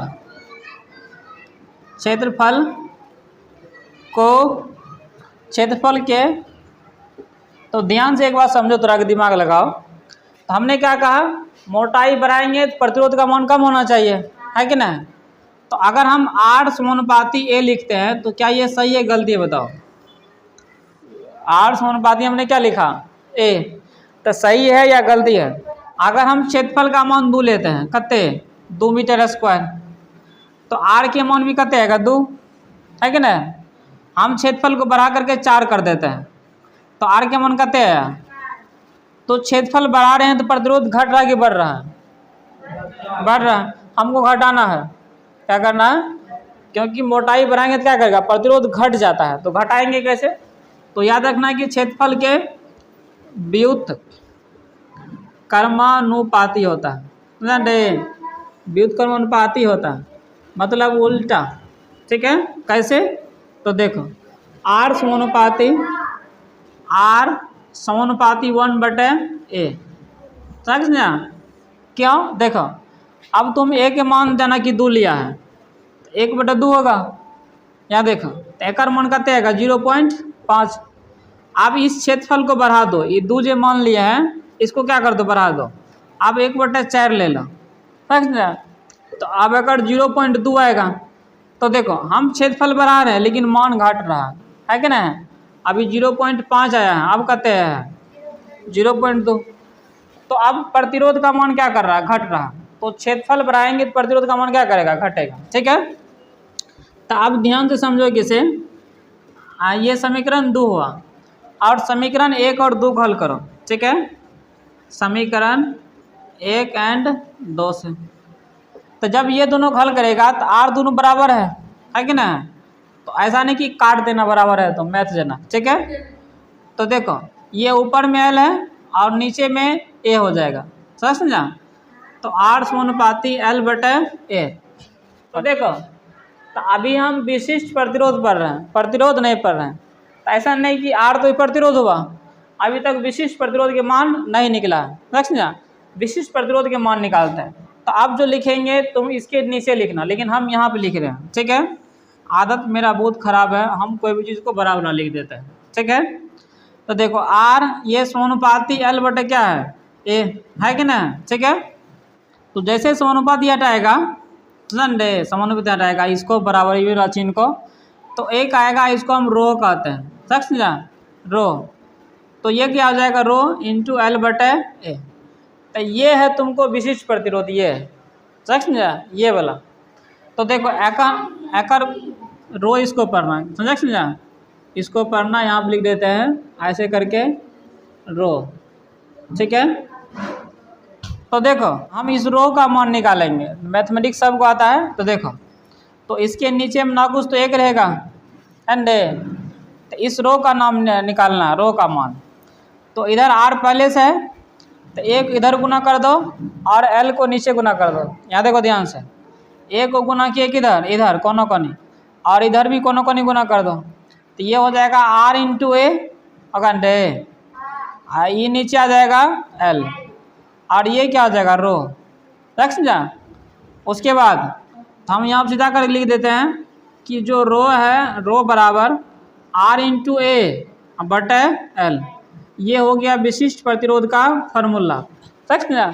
विशिष्ट प्रतिरोध का क्या है, तो R यहाँ पे ये प्रतिरोध है, तुम लोग यहाँ पे बगल में लिख लेना। R प्रतिरोध है, A क्षेत्रफल है, और L क्या है, लंबाई है। ठीक है। अब हम इसका SI मात्रक निकालते हैं। समझ ना। अगर भूल गया परीक्षा में SI मात्रक तो कैसे निकालेगा, देखो। तो SI मात्रक, SI मात्रक, ठीक है, कैसे निकालेंगे। तो रो बराबर तो प्रतिरोध ही है कि ना। तो प्रतिरोध का SI मात्रक क्या होता है, ओम, और क्षेत्रफल का SI मात्रक मीटर स्क्वायर, और लंबाई, लंबाई का SI मात्रक मीटर। तो समझा। तो देखो 1 मीटर से 1 मीटर खत्म हो जाएगा, क्या कि 2टा ऊपर में है कि ना है। तो देखो यहाँ पर हो जाएगा ओम, ये 1टा मीटर बचा हुआ।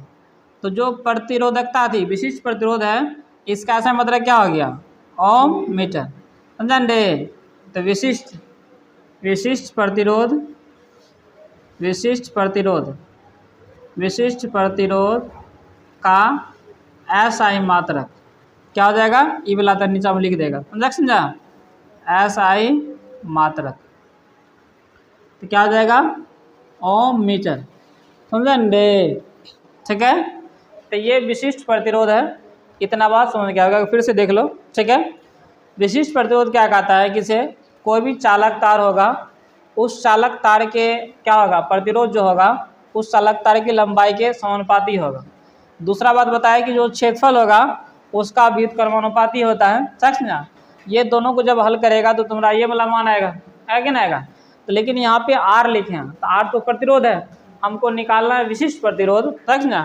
तो इसीलिए हमको यहाँ पे हल करना पड़ेगा। समझा। तो यहाँ पे R समानुपाती हटाएगा, एक तो नियतांक आता है, तो P यदि क्या है, रो। तो रो क्या है, एक नियतांक है, और ये जैसे तैसे क्या लिखा हुआ, यही जो है, यही क्या विशिष्ट प्रतिरोध है। समझा। ये वाला तो हमने रो का मान निकाला, तो R इंटू ए बटा क्या आया, L आया। यही हमको विशिष्ट प्रतिरोध है। हमने इसे का SI मात्रक निकाला, ओम मीटर। समझा। ठीक है। तो यहाँ तक लिख लो, क्योंकि ये नोट्स में खाली इसका परिभाषा लिखा गया। समझा। जो विशिष्ट प्रतिरोध है, विशिष्ट प्रतिरोध, खाली तुमको इसको उल्टा करना। ठीक है। उल्टा कैसे करेगा, तो अभी जो हमारे पास विशिष्ट प्रतिरोध आया था, तो विशिष्ट प्रतिरोध ये आया था, नहीं था विशिष्ट प्रतिरोध। ठीक है। तो विशिष्ट प्रतिरोध का जो उल्टा कर देगा, जैसे कि से अभी ठीक है, जो विशिष्ट चालकता है इसको हम सिग्मा प्रदर्शित करते हैं, सिग्मा ऐसे करेंगे। समझा। ये सिग्मा, तो सिग्मा बराबर विशिष्ट चालकता को हम क्या कहेंगे, ऐसे करके प्रदर्शित करेंगे, सिग्मा। ठीक है। हाँ सिग्मा, हम लिख दे सिग्मा। तो देखो ये पहले लिख देते हैं विशिष्ट, विशिष्ट चालकता।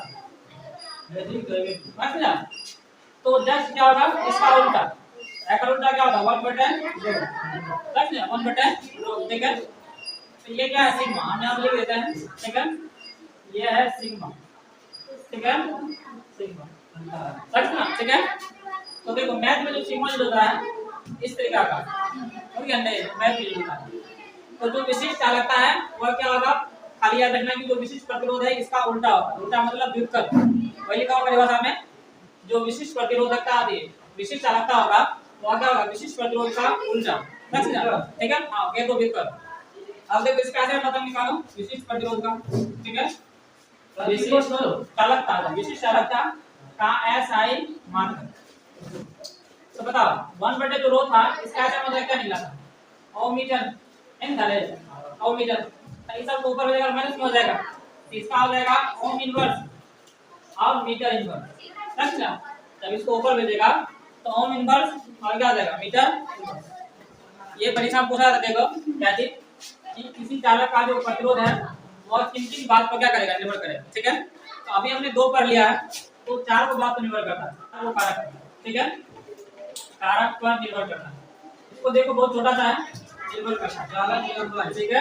हाँ, तो पहला बात देखो, अगर तुम्हारे पास कोई तार है, ठीक है, तो अगर इस तार की लंबाई को बढ़ा देगा, समझ गया? पहला बात किसे, जो तार है अगर इस तार की क्या करेगा, लंबाई बढ़ा देगा, तो उसका प्रतिरोध का मान क्या हो जाएगा, बढ़ जाएगा, ठीक है।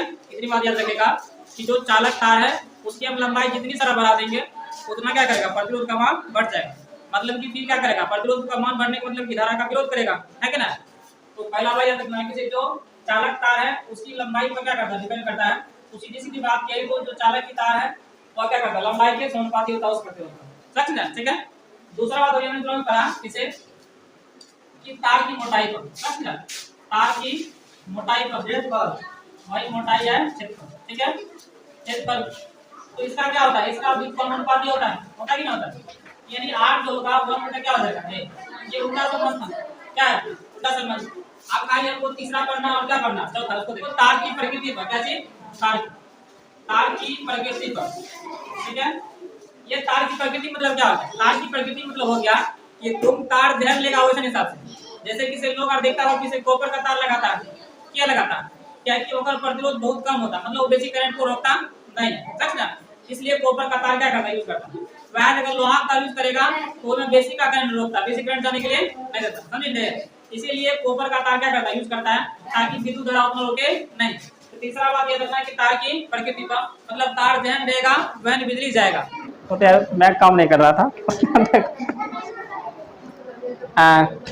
उसके बाद चालक के तार पर, चालक जो चालक होगा उस तार का जो ताप होगा यानी तापमान पर।